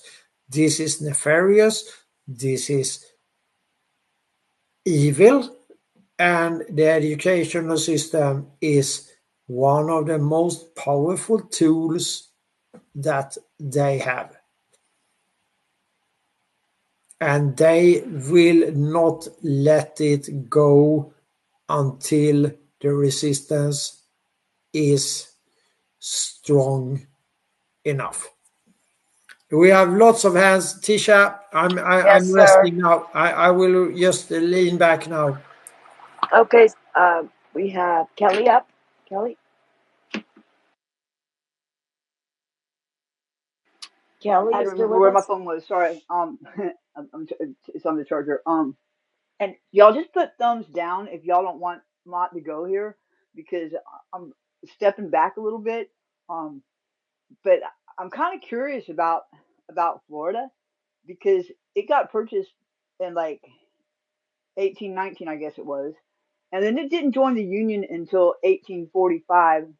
And then just 20 years later, there was the Civil War, you know, and it makes sense, of course, that we would send troops to Russia because Russia sent 400 troops to Washington when all that went down. But it strikes me as curious that one state, even though it was purchased earlier, it was like, you know, so many years until it even joined the Union, and then like it seems to me like it kind of stayed outside of all that crap or something. I don't know.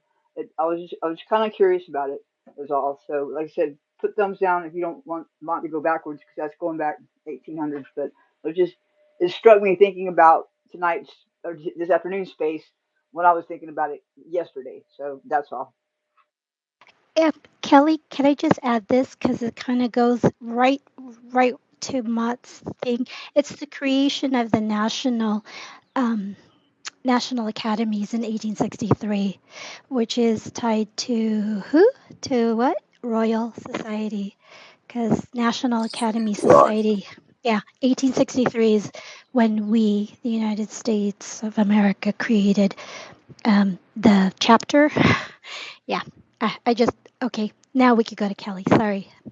And keep in mind too, Sheila, that this is these are all based on surtees. And I forget who brought it up before, but somebody brought up King John, and this goes back to 1215 at that time frame too, and what took place with the sale of things, right? And the pieces of paper that are floating around, so to say. So the thought provocation of an actual sale of the state would be pretty commonly thought, right? But in theory, it was just the controlling factor of what oligarch controlled what portion at one point in time based on a piece of paper. And so those rights were converted. So I just want to add that point too, because that's where a lot of us are coming into a real difficult point in time right now. But once again, language, and location. Can I also really quickly add, if someone doesn't want to come up and ask a question, please put it in the pill and I'll check it and read it out. If you don't want to come up and ask your question. Great point. We Yeah, have. I've been keeping an eye on that too. Thanks, Tish. Thank Hey, you. and No, also, we'll keep an eye there. Yeah. Also, with this Kelly? whole language thing, why is it called the Declaration of Independence? Why isn't it called Declaration of War? Because that's what it is. But Well, Good. it's a unanimous declaration. So it was declared by the unanimous consent of the governing body, which is of the people of the time. So by unanimous declaration, it was unanimously declared. So when you say something, when you state something, this is all derived of what a state is, right? Right. I state versus a physical geographical boundary state are different things. This is the trick. Well, Brian, just a moment, just quickly. Brian. Let me. Yeah, I will get it.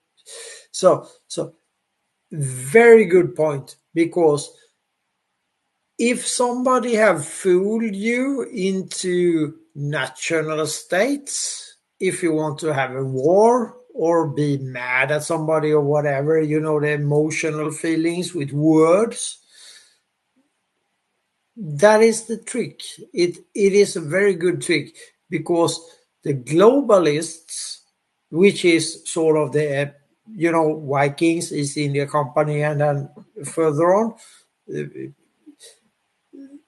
they do not care about nations or national feelings. It's a tool. As I told you, 1648, the Peace Treaty of Westphalia created the grounds for national states. National states it's a new concept. It's very new. It's just a few hundred years old. So in that perspective, it's a minds game.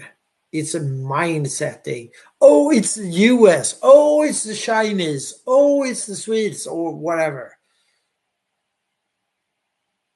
This is how they managed to take control over the central banking system.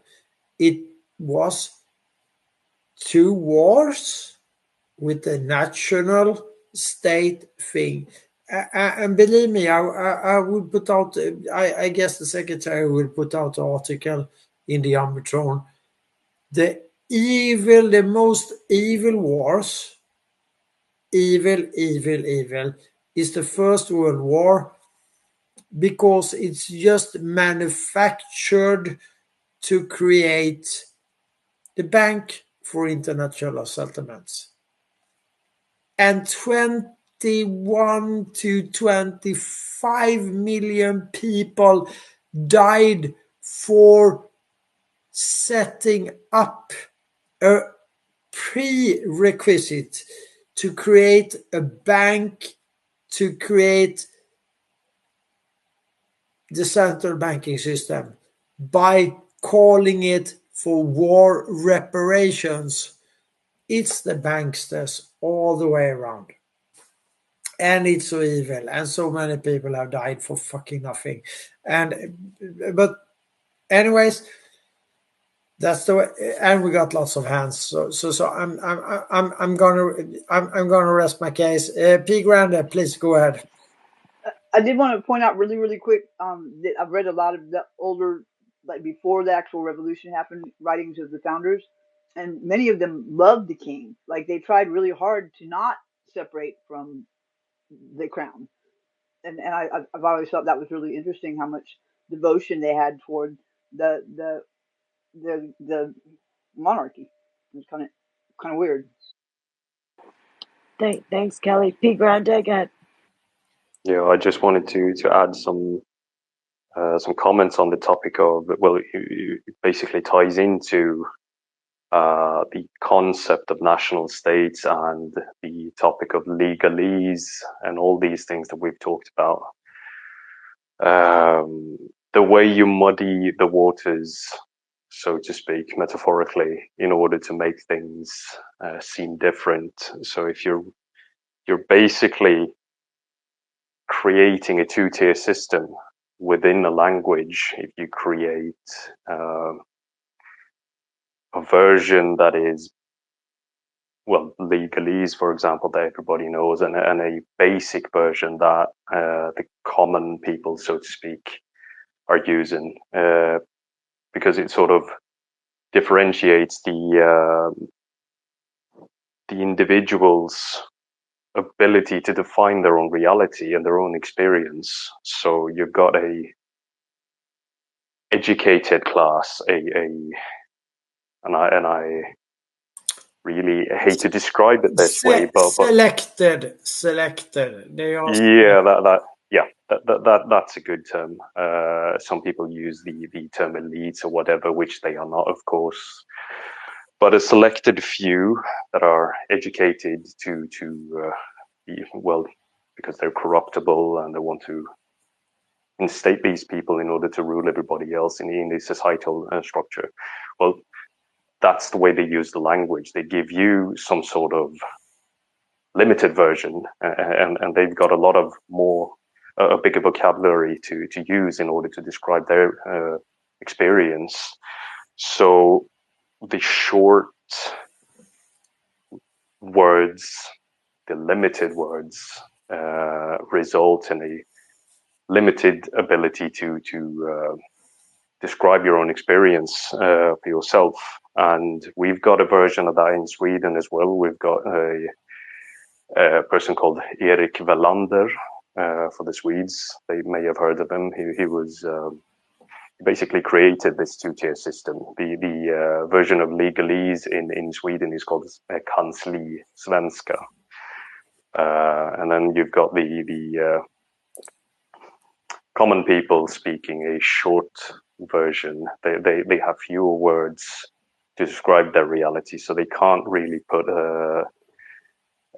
describe to themselves their own emotional experience of reality and so on and so forth. So this of course reflects into the collective consciousness of society, because we are all individuals that make up society. So I just wanted to emphasize that language matters in terms of,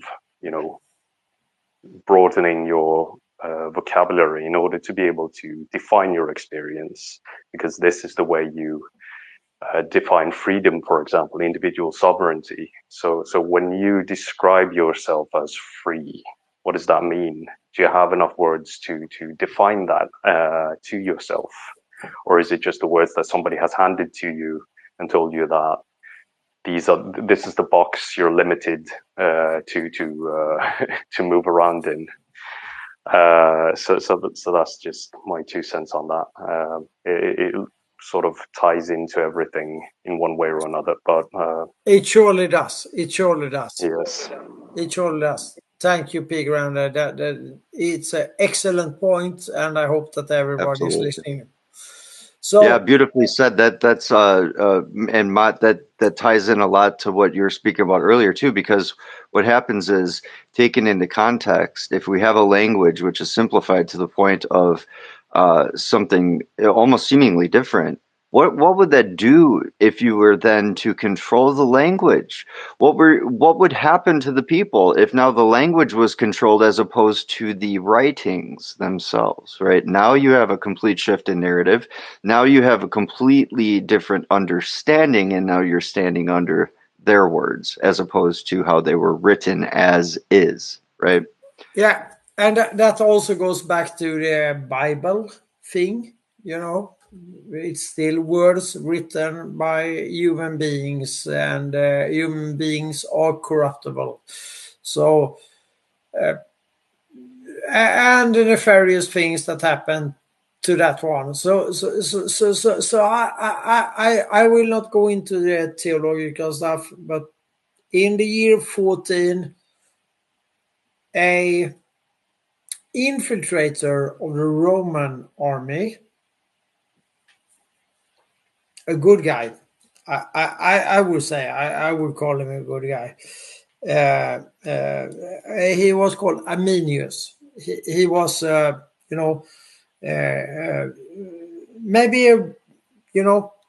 maybe a brilliant guy.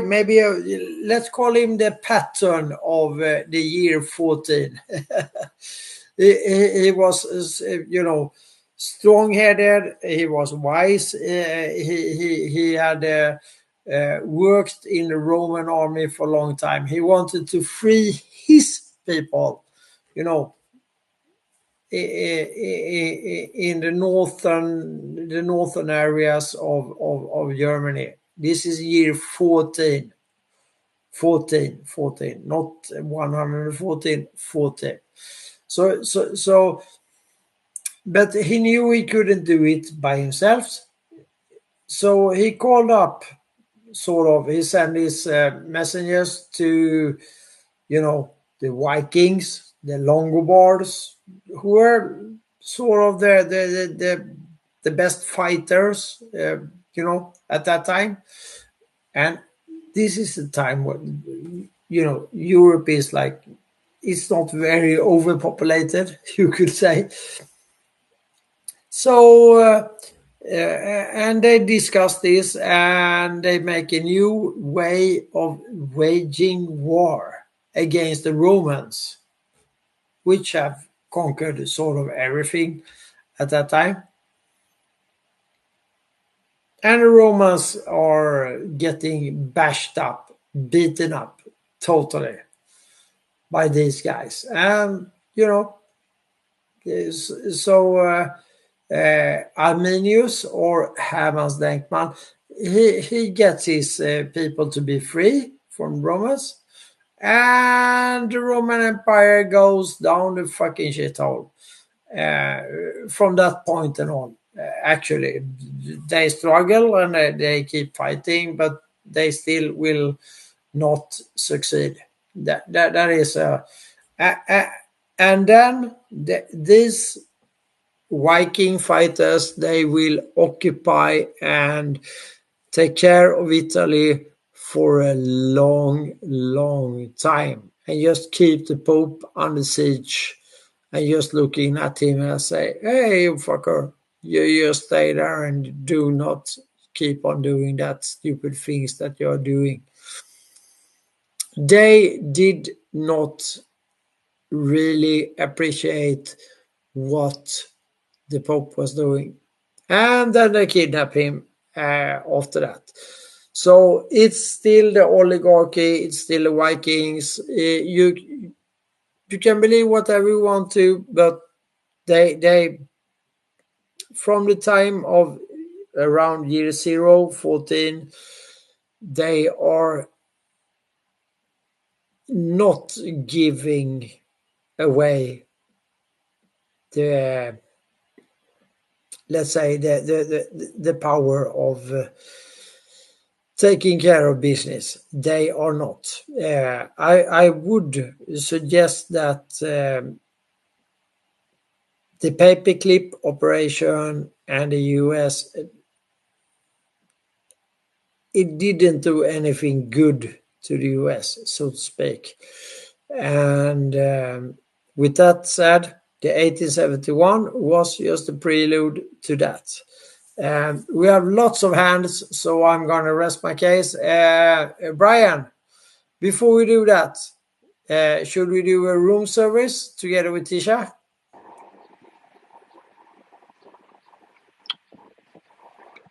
Yes, let's do a room service. If everyone can please retweet the space, that would be wonderful. And once again, if you have a question you don't want to come up, put it in the pill. We're checking it consistently. And don't be shy. Come up and ask whatever you have an interest in or need clarification on. That's what we're here for. Angry Pop, did you have a question? I just wanted to make a comment that John brought up a while ago, going back to King John. It was those shenanigans at that time that established the cause for the Magna Carta to be drawn up. So, yeah, it kind of started with King John, basically, as what you were stating. But it was the cause for the Magna Carta to be drawn up, which was, the foundational law of society, basically of an empire, and what its limitations were, that John Locke used to create the two treatises of government later on, based on his analysis of that document that had been the long established law globally, as it were, by and enforced by the military operations of the East India Trading Company. So it all ties together, and and like I said, Harvard University was real proud that they wrote the book on law, as to use their own words. whenever they helped write the legalese, 1869, 1870, in cooperation with Oxford University, just for those that don't know. And then it was used here in America to reestablish ways for the East India Trading Company to try to reclaim what they considered theirs, which was the Newfoundland, which is known as the United States of America. So, but I'll drop it there. 100%. I'm so impressed, Angry Pope. I'm so impressed. We are talking the same language. Um, I'm not going to push it further, but today the same entities are Vanguard, BlackRock, and on top of this investor company or trust out of Sweden. This is the mind blowing thing that most people have a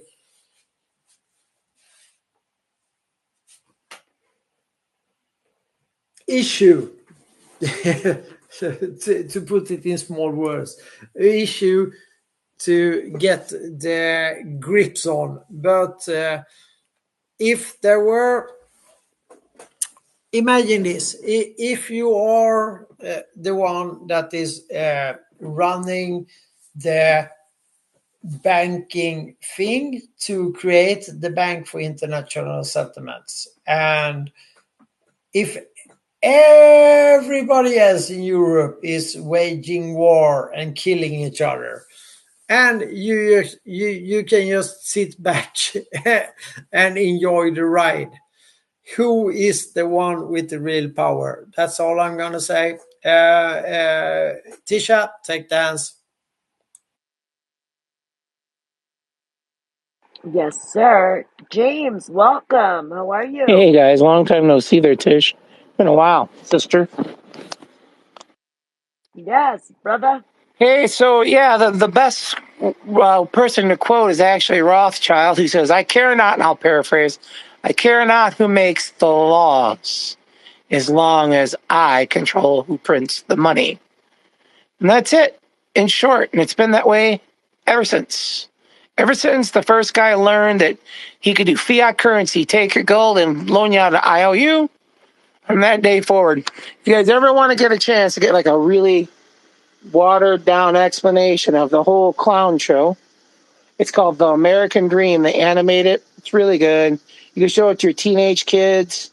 It's a good basic like primer, start questions for any kid, and adults. It's fit for adults too. They might ask you what, the 300 reference is about, but it's all right. That's another education process and a movie night. But it's well worth like a share. Now I'll go dig it up. I'll put it in a purple pill.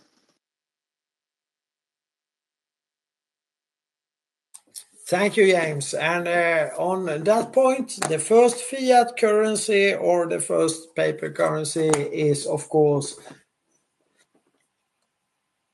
from Sweden. Who could have guessed? It's just a coincidence all the time.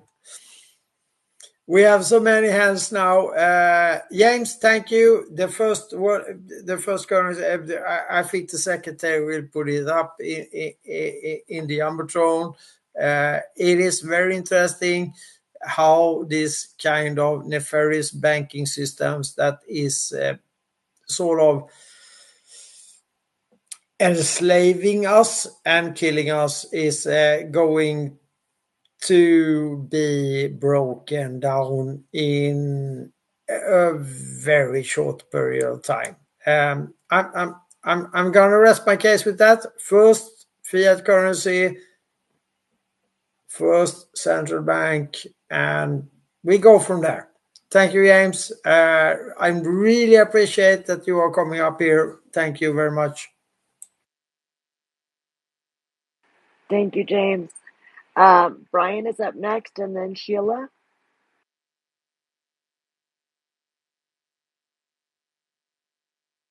Brian, can you hear me? Yes, and what does it always say? Miss Sheila, please.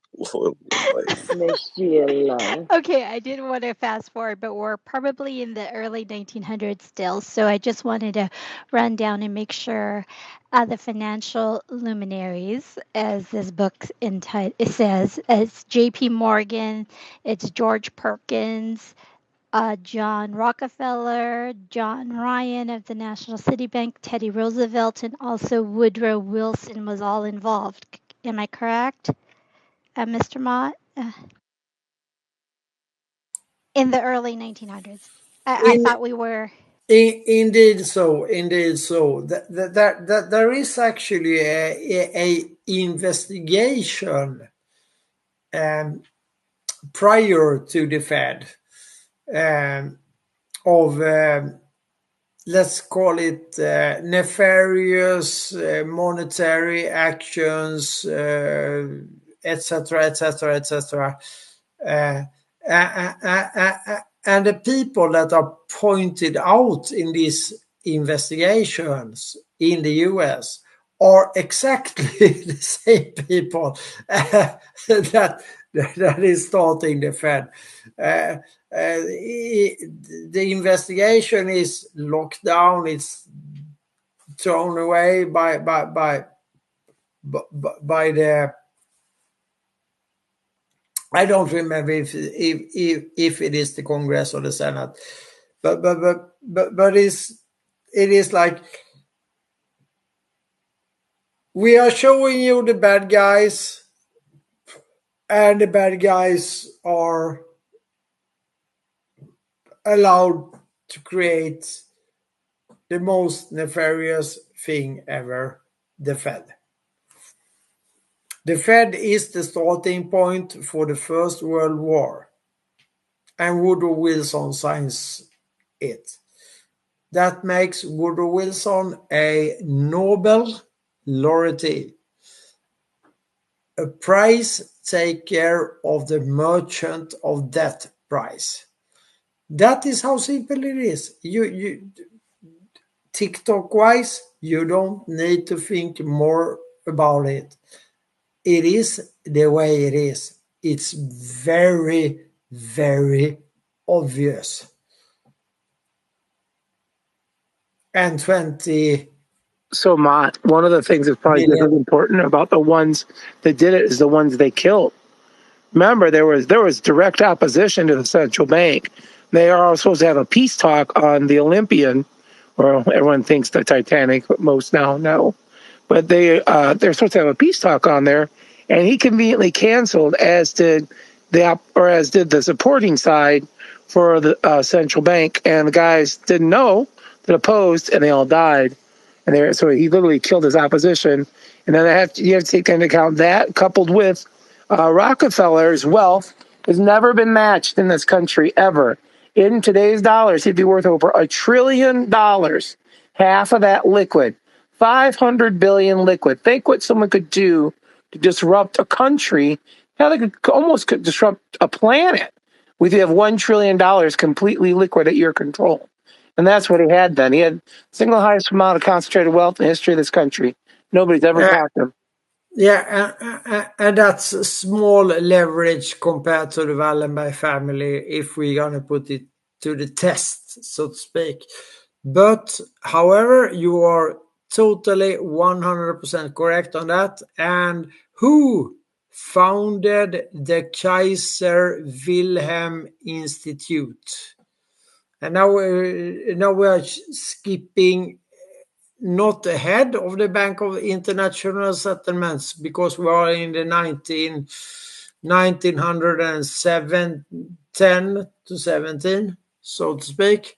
So the Kaiser Wilhelm Institute, which is the IG Farben, like the brainiacs, the Nobel Prize, all of these people will get the Nobel Prize. All of them. It's like very crowded with Nobel Prizes because the Nobel Prize is an opinion. It's the Pearl Harbor of thinking. is like the Pearl Harbor of, or the Hiroshima, Nagasaki. It is opinion driven. This is how smart they play it. So the Kaiser Wilhelm Institute is IG Farben's like think tank, where you gather all the resources, all the brainiacs that you can find, and either they will join or they will have a death threat or whatever. So you have all the smart people in the world, and somebody, some of them will refuse, but the mains of them will comply, and they will bring you the technology that you want. And this goes for today as well. I'm sorry to say, but this is the way it works.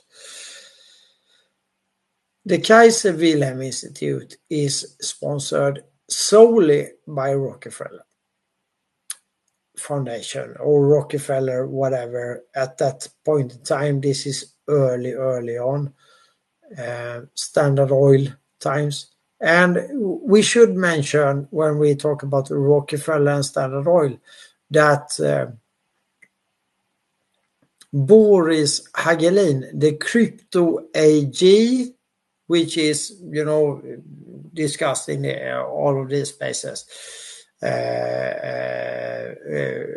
with regards of the Gladio project, which is a Nazi spring-off, you could say, is also connected to that, because but you need to get the perspectives on that. We will discuss that with Colonel Tony Watkins when we come to that point. So we have the Kaiser Wilhelm Institute, sponsored by Rockefeller. Henry Ford and Wallenberg gets the greatest Iron Eagle, whatever, prizes from their puppet, Adolf. And everything is going smoothly, as they think. But there is something happening here now.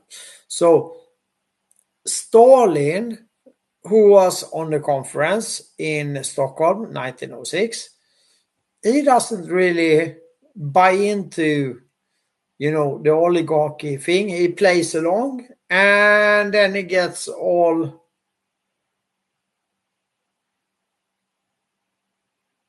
anti-oligarchy, because Lenin dies. Lenin is the ruler of the Bolshevik Revolution, and then Lenin dies, and then Stalin takes over, and he says, fuck you oligarchs, I'm gonna crush this Nazi thing, or actually the oligarchy thing.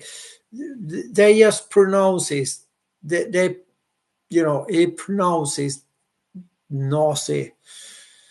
The Nazi thing is, of course, what everybody wants to focus on, but it's really the oligarchy thing.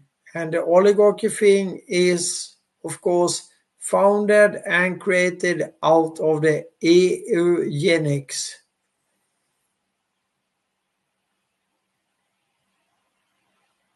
And the eugenics is a... Was that eugenics? Eugenics. Okay.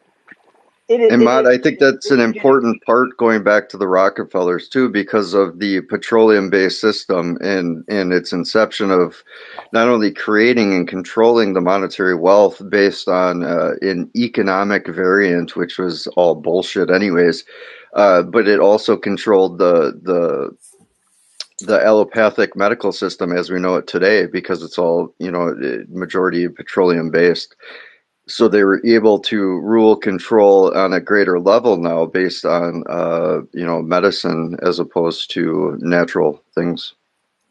Exactly. And the Nobel family, don't ever disregard the Nobel family, because they were the kings of Baku, and Stalin knew them well. They had in the late 1900th century, they had sort of the battles in Baku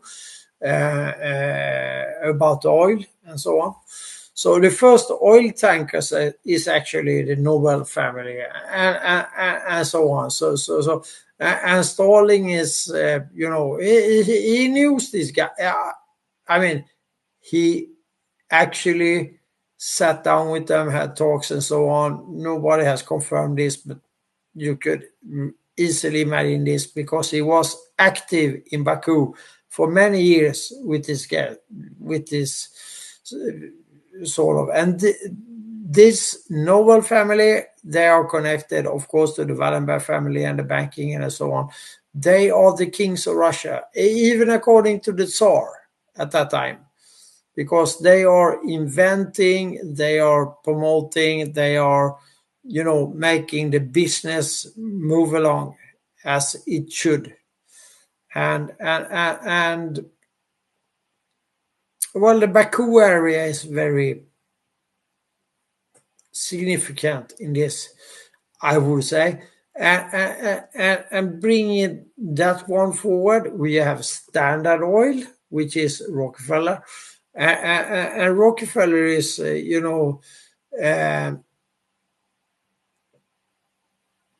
getting the beats because he's buying up everybody else, and he's, doing nefarious business and so on.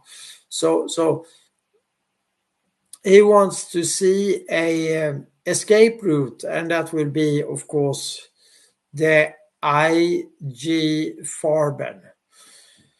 But prior to the IG Farben, there is something that is really, really important in all of this, and that is the Bank for International Settlements. Big Grande, Bank for International Settlements. Please continue. I wouldn't say I'm very well read on the intricate details of the emergence of the Bank of International Settlements, but what I can add is that what has been previously mentioned, that it was initially created as an excuse for a system to handle the reparations after the First World War. But what happened was it was basically hijacked by the globalist interests. For example, from a Swedish perspective, we had a number of Mr. Gander, it was created by the globalist interest.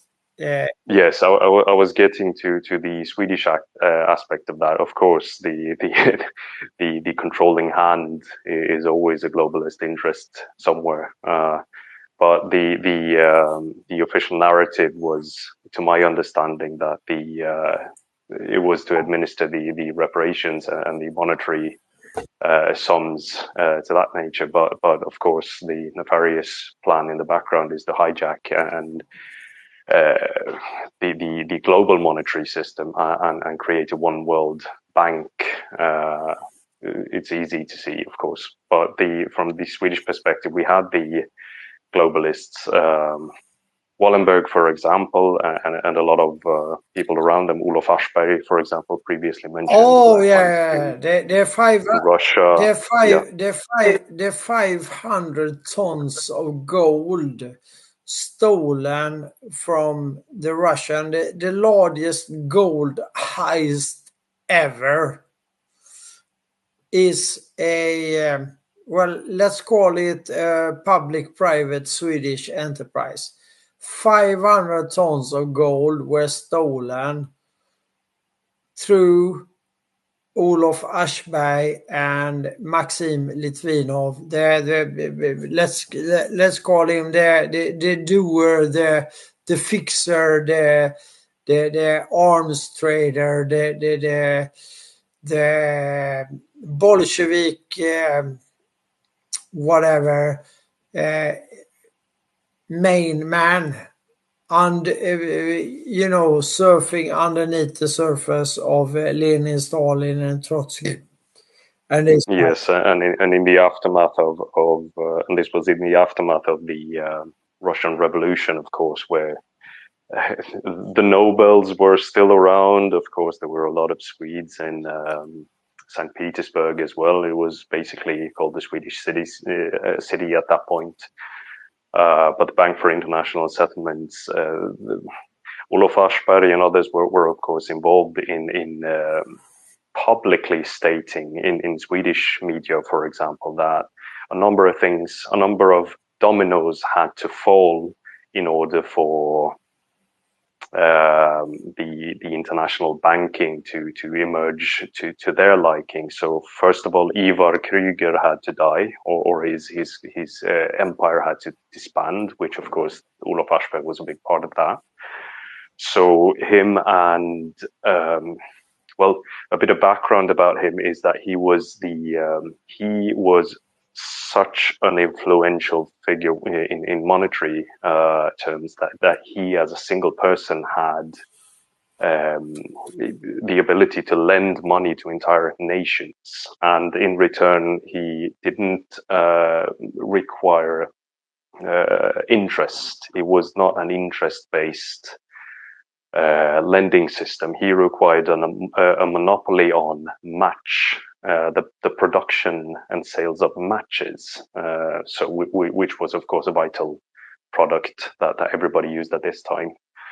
So they had to get rid of him and instate some sort of global centralized monetary system, which was interest-based, and the long the consequences of an interest-based, debt-based monetary system is, of course, apparent today with society being run the way it is, rampant crime and inflation and so on and so forth. Which, in and of itself, the term inflation is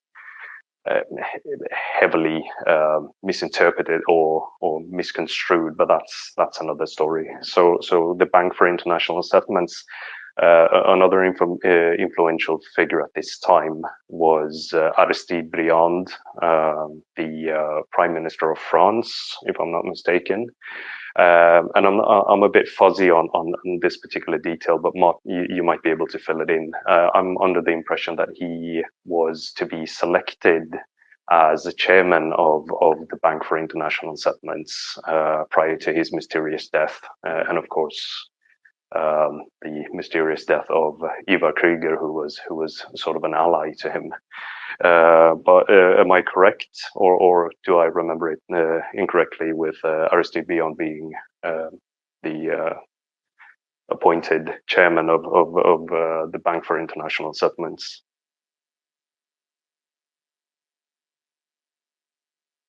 I don't know if Mott got stuck. It looks like he dropped down for a minute.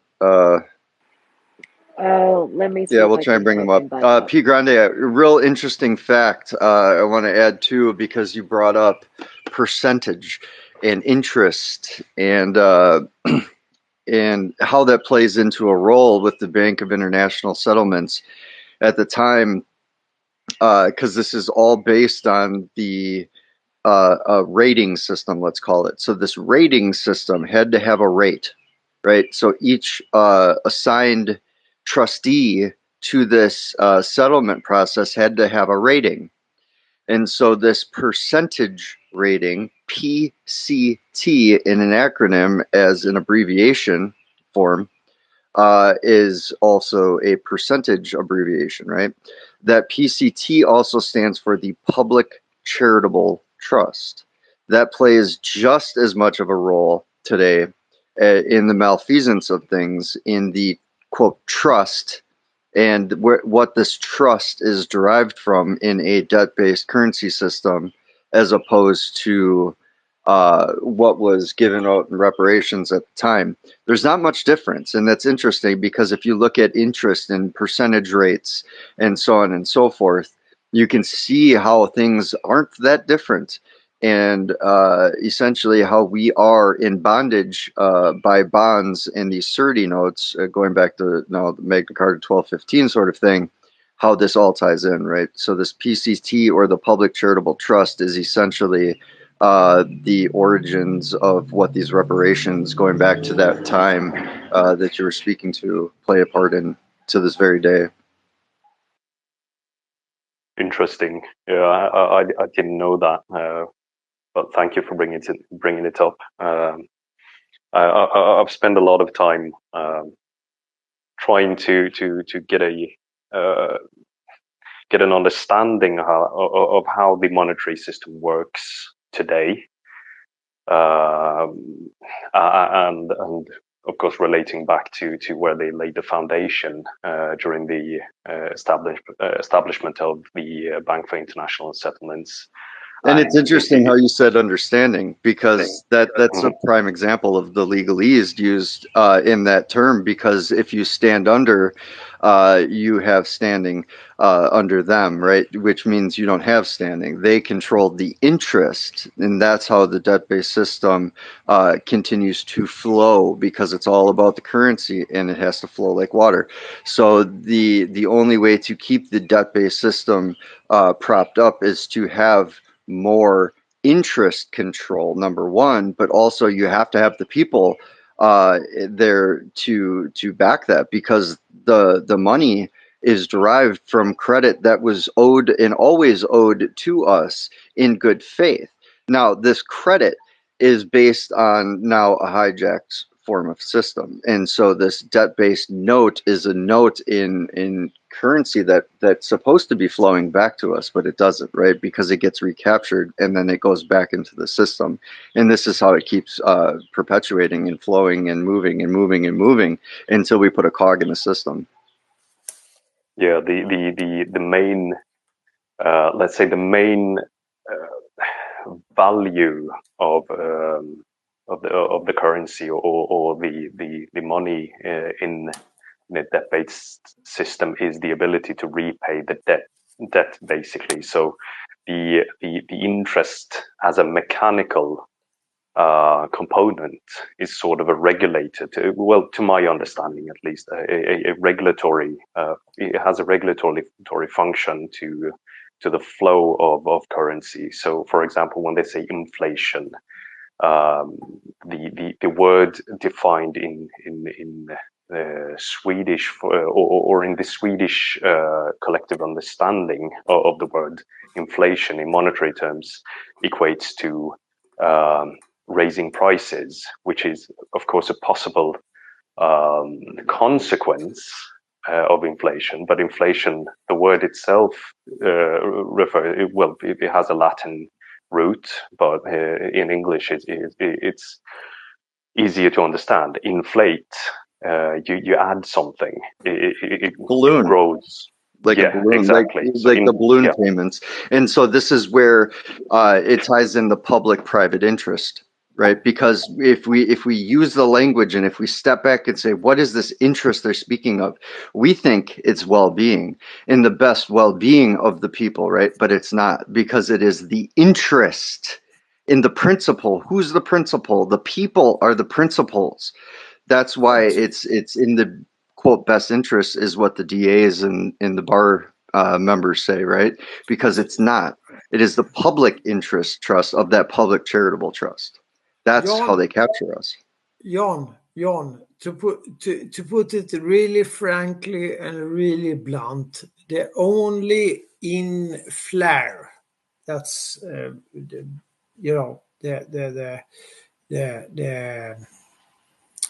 the old word for it, the only inflare or the inflation or the flow in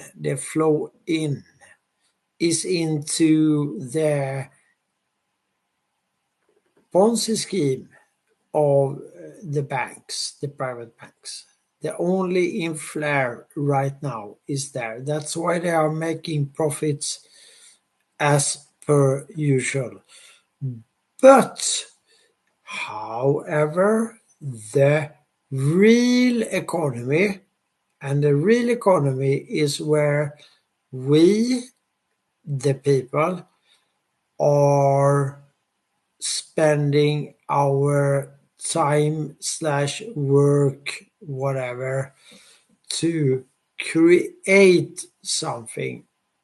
It is not sufficient enough to accommodate the need to pay the interest, meaning the rent for us stupid assholes as a people, wherever we are. The rent for the currency that we use to trade with each other. This is the main problem. Yeah, And sorry, that might is I coming to interject an end. just shortly, Matt? Excuse Yes, me. go Is it ahead. okay if I? Go Yeah, ahead. Go because ahead. you're highlighting the point I was trying to make there, that the interest is basically the cost that you pay the banks for renting your own debt, which in turn is used as currency in the system. So it's a debt-based system. The money in and of itself mechanically is created out of debt. So when you go to the bank and borrow let's say $1 million, the $1 million are created in the system at that point. The credit is the money. Yeah. So they have hijacked But the no. The credit money. is not the money. The credit is what is owed to the people, as in all debts. All. Yeah. Not Yes, but some, not I'm in part, speaking. are prepaid. Sorry. Yes, Now I'm those. speaking of it in mechanical terms. So if you were to Oh, okay, I simplify see. it and view it from a well, you differentiate the complicated language and look at it for what it is. The debt mechanically in the system is a substitute for real currency or money or real value, so to speak. So they create the money out of debt. So the debt is sold to somebody who can claim it, for example. Out of nothing. The money is the debt. Exactly. Yeah. So it's out of nothing, and that's the Ponzi scheme, and it's really ugly when you look at it from this perspective. Purely mechanically, that is. It becomes Yeah, a lot more and simple. then speaking of rent, then they live rent free in your head, right? Governmente, they control the mind, control the thought, control the process, control the people. Yep, and that ties into my Yeah. previous point with the language as well. You control the perception of reality, basically. So you call money something else, and you muddy the waters. But in the end, it's really quite simple. Everybody's being fooled. Yeah. At the end, everybody's being fooled. I would Yes, but totally now agree to that. that sorry, Matt. Now that you're back, I asked you a question regarding the Bank for International Settlements, a detail, but I believe you were Oh, okay. you know Yeah. pushed out of the space or something. The question was, since I was a bit fuzzy on the details, I believe Aristide Briand was intended to be the head of the Bank for International Settlements before his mysterious death. Do I remember that correctly, or do you have any additional information on that? Yeah, Aristide Briand and Eva Krüger, the world's richest man, the matchstick man, who was very close friends, and they tried to counteract the Third Reich project. And of course, Aristide Briand, being the Prime Minister of France, was suggested or, to be there. But instead it ended up with the Dulles brothers and the protege of Wallenberg, Mr. Was it Thomas. Montague Norman? No, McKittrick. Mr. Thomas McKittrick. So at the end of this, because both of them have to, disappear, die, whatever you want to call it. Mr. Aristide Briand died under very suspicious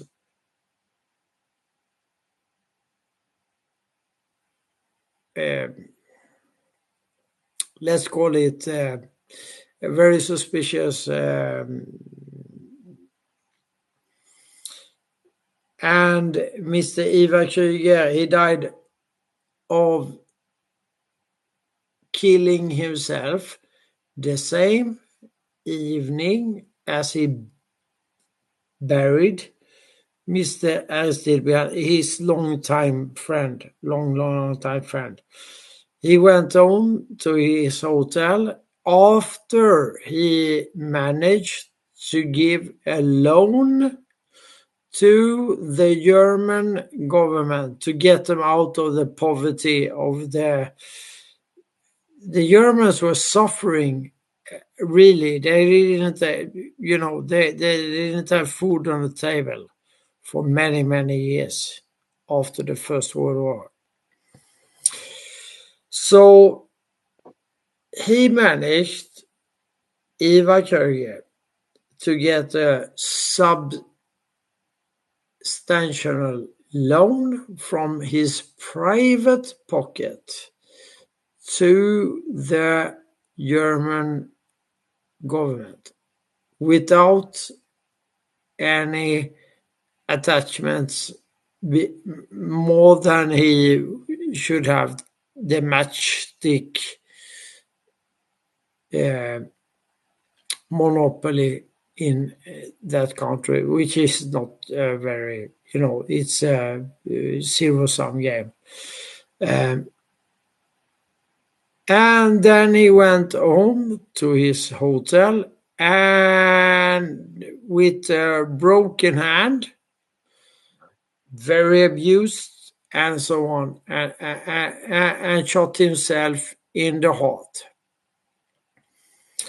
And his body was not to be investigated or something when the body was returned to Sweden. And this is might I add one detail there as well? Yeah. This is the world's richest man at this point in time. He survived the attack on the stock market and so on. Yes, go ahead, Peter. After this, after Ivar Kreuger was dead, and the Bank for International Settlements was basically officially hijacked. The way it worked was that the Wallenberg family in Sweden, with of course a lot of other Swedish oligarchs, sub-oligarchs, so to speak, Olof Aschberg, for example, and various others. They divided up Ivar Kreuger's large empire, so it was internationally branched out at this point in time. We're talking about the early 1900s when this empire was established. This is where the Wallenbergs came in possession of Ericsson, for example, and expanded the telecom infrastructure monopoly that expanded into 184 countries today. Now, in order for people to understand the significance of the control of telecom infrastructure, you need to consider the fact that, for example, the banks wire money electronically through a telecom infrastructure. The power grid, the turbines of the dams, the nuclear reactors, and so on, they're all connected to to the telecom infrastructure and the media, of course, and various other things. And if you look closely to these things, you can see that the most important or the vital infrastructure in order to control a geographical area, sometimes called the country, is power production, telecommunications, banking, extraction of vital natural resources, food production, media, and other things, of course. And if you look closely, all of these vital pieces are in one way or another controlled by investor AB. And of course, there are some subsidiaries that are bought into these, for example, BlackRock being a shareholder in ABB, that controls the power grid and so on. So they co-own each other, of course, but the main control always lies with the Swedish oligarchs since about well over 100 years. I think the Ericsson they celebrated 120 years as a company a couple of years ago. So if Ivar Kruger and Aristide Briand if they weren't killed the way they were, then the Bank for International Settlements wouldn't have been steered towards administering or controlling the international banking system the way it is today. It would have looked a lot more different, and probably the Second World War wouldn't have happened, or at least not in the way it did, because it was all a ruse to set up a world centralized banking system, of course, with the wars and everything steering the geopolitics towards a certain direction where you could grab the control of the countries with this umbrella banking system, basically. And you can't forget who controls NASDAQ either. Yeah, that's the Wallenbergs and Ericsson again. So that's an interesting point as well, because the Nasdaq and the FX market as well, trading with money, it is or the value of different countries' currency. It is, of course, a part of this Ponzi scheme as well. So very interesting point, and very true. So it all ties together, but the historical foundation was laid way back during this time where the Bank for International Settlements was established, and then sort of hijacked, but it was established for this point in and of itself from the beginning anyway, because the hidden hand of the oligarchs was always hovering above the process. Mr. Gander, I think we will, in the next historical space, we will dig into this with Jan Smuts and all of the other players,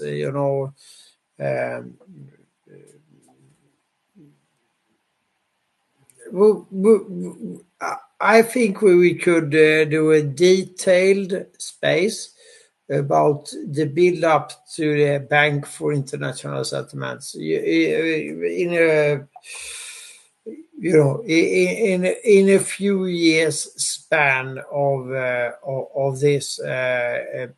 Brilliantly put. I'm impressed by your knowledge and by your very well put arguments. We have some hands, so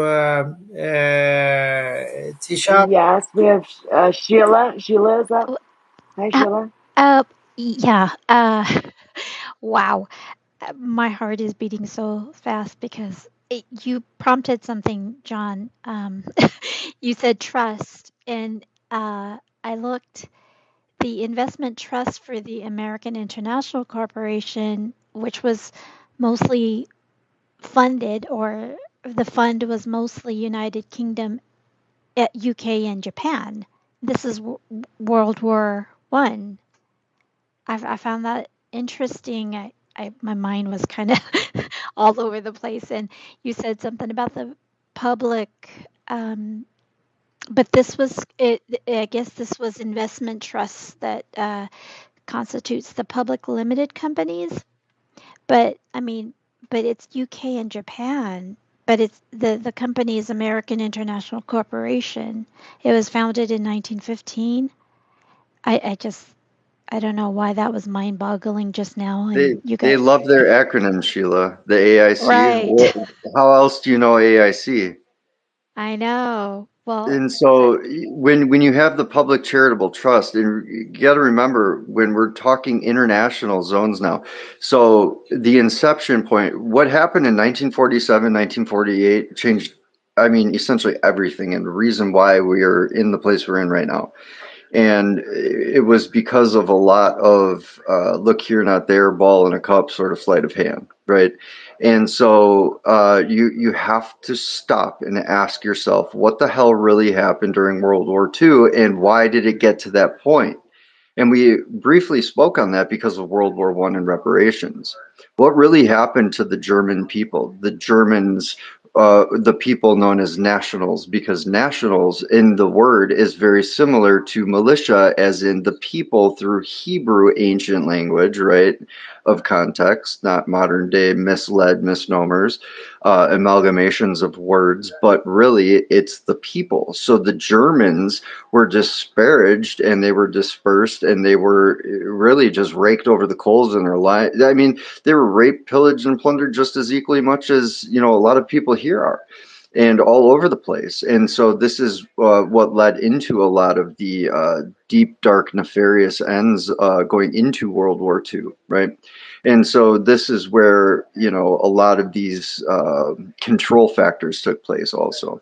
So the international affairs of things really heightened in 1947 with the numbering system and the change and the shift because of the National Security Act. No coincidence, it's also known as the NSA, right? Also, and during that time, 1948, then what happened in Israel? So there's a lot of things that shifted and really kind of heightened at that point in time. But yeah, you're spot on. And the public charitable trust has always been a part of that. Why? Because the public, being the people, we of the public, right? And it is our interest based on derivatives and funds that they created through bondage and bonds. Well, John, yeah, I'm just gonna put, you know, the world's first central bank, and by coincidence, the world's first population getting numbered in 1947, as you mentioned, is of course the Swedish one, because they are the guinea pigs of how to conduct business and do business under the guise of neutrality. You are neutral, nobody, you know, all of this bullshit. So the Swedish people is the first to get numbered, just as in the death camps. This is where they try it first, and then they just bring it along to the sheep. The sheeple, the lost at sea, there. Yeah, I don't have words for it, but it is the way it is. did Brian leave because he has a really big part about with this with the barcode stuff, John? That's why it was. Is he gone? Is he still here? Yeah, same. Brian. No, he's Brian. He left. Yeah, But Yeah, the barcode is a huge role in this. The barcode and the Nobel Library is connected to this. So, and the UPU, that's the Universal Postal Union, which is actually part of the French part of this as well, and why the address of USPS, by the way, in the territorial federal United States is on Universal Postal, because that is the jurisdiction of French control.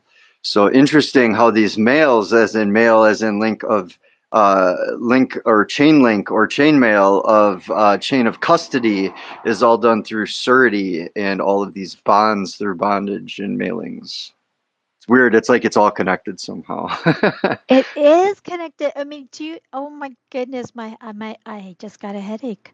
I need to And take so, a note later. yeah, and Sheila, sorry to interrupt, but going back to what you were saying too. So, if you look at the word security, security is an interest-based term. It is a financial term, actually, because the security interest in the matter of, quote, national security, really, is that the public trust security, as in the interest-based security based on the surety, i.e., bonds of the people. Is that what you're securing? In this nationalized form of control structure, could that possibly be the bondage and the derivatives from that national security interest that you have such a bearing control interest over?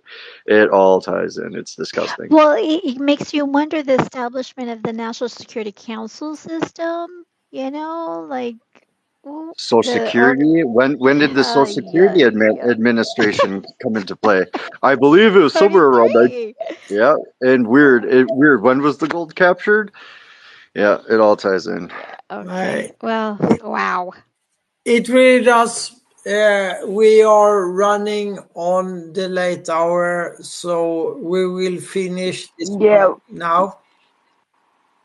we're gonna do a last call. Any last questions? Because we are gonna wrap it up Those for tonight. questions, Um, yeah, we Great wrap it space, up, guys. and it's been amazing, and I am so thankful for everybody coming up and speaking. wonderful, a And wonderful space, guys. Yes, this was wonderful. Everybody participated. I think it was great. Thank you, Mott. Thank you, John. Thank you, Mr. Mott's secretary, Sheila. Everybody that No, you, contributed. Mott, Mr. and Tisha P. and Grande. co-host y'all. Thank you so much. Of course, my pleasure. So we're gonna call it a night, and if anybody has any suggestions, questions, feel free to DM us. And please follow each other, so that we can communicate. Off the spaces. Angry Pop, did you have something last to add? I just wanted to thank you guys for taking the time and sharing the world history view. And it's very essential to help people understand how it all ties together. And I felt like the information was dead on. Like I said, I'm kind of a history buff, and I really enjoyed the space, listening in, learning a couple of things, granted, and reaffirming things that I had already read in the past, and sparking my memory on some of those details. Uh, it'll probably help me personally in the information that I share as well with others about our laws and our proper standing under the law as affirmed at the creation of our nation. So thank you guys so much. Tom, really enjoyed the information. Still reading through some of it. And thank you, sir, for taking the time. thank you, sir. Thank you, sir. I think. Thank Thought you, you lost your sir. mic, Monica. Thank you, sir. I'm honored that you said that, and you will be on the speakers panels here forever. Yeah, well, let's say I'm humbled, sir. And let's keep this one rolling. And next Thursday, Tisha will be firing it up together with secretary, and we will be just as amazing as we didn't get to where we wanted to, so we will get to the Bank of International Settlements next time. Stay tuned, stay Absolutely. vigilant, bookmark all the information. The information is there in the Amazon. Bookmark, write notes, come up, speak, ask questions. We are not off the grid. We are the grid. We are the ones that gonna keep providing the information for your children, grandchildren, and grandchildren, because you cannot fight the oligarchy if you do not recognize, comprehend the situation that we are in. Absolutely, Please Matt. Absolutely. and understanding. Yep. Thank you guys for being such gracious hosts and presenting such a vital part to this as well. I genuinely thank you guys for all of your knowledge and history. We're doomed to repeat ourselves, just as you're alluding to, Matt, if we don't learn the history involved and the true correct history, especially. And this is why we're so passionate about bringing this information forward. It's not necessarily a point to argue. Banter's good. Discussions are good because it brings up further points in getting to the truth and fact. But without that truth and fact, we have nothing, and we're doomed to repeat ourselves. So thank you guys so much for all of your contributions, and especially at the time being what it is to accommodate us on the American end here. So thank you guys so much. Hey, y'all, really quick. I'm gonna Thank you, cry a little guys. bit. Like Knowledge is power. Knowledge is in power, high guys. school, we had to go to the debate club and sit in the auditorium and listen to debates. And I haven't heard decent debate in so long, and it's absolute music to listen to the voices in this space, especially when they disagree and respectfully accept what the other person has to say and mulls it over in their minds and comes to a new comprehension, not an understanding, but a new knowledge. And let's stand under God's law, let's stand under nature's law, and let's be the people. Thank you. That was beautiful. Thank you so much. Absolutely beautiful. Um, thank you all for coming. We appreciate it, and we will see you again on Thursday. And we'll put out some updates. So please feel free to message like any questions you may have. Mott, did you have something to add, sir?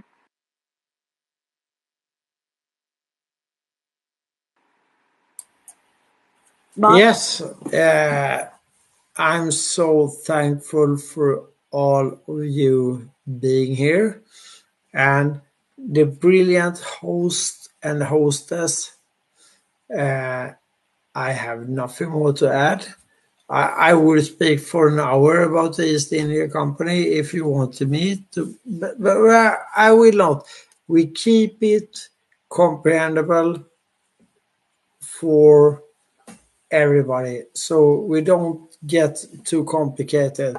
If somebody wants to get really complicated, let's dig into the bones and marrows of it, but that's not what we are doing. We are providing information that is comprehensible, not understand. If you understand, you are understanding. So the information that we are providing is not understandable, it's comprehensible.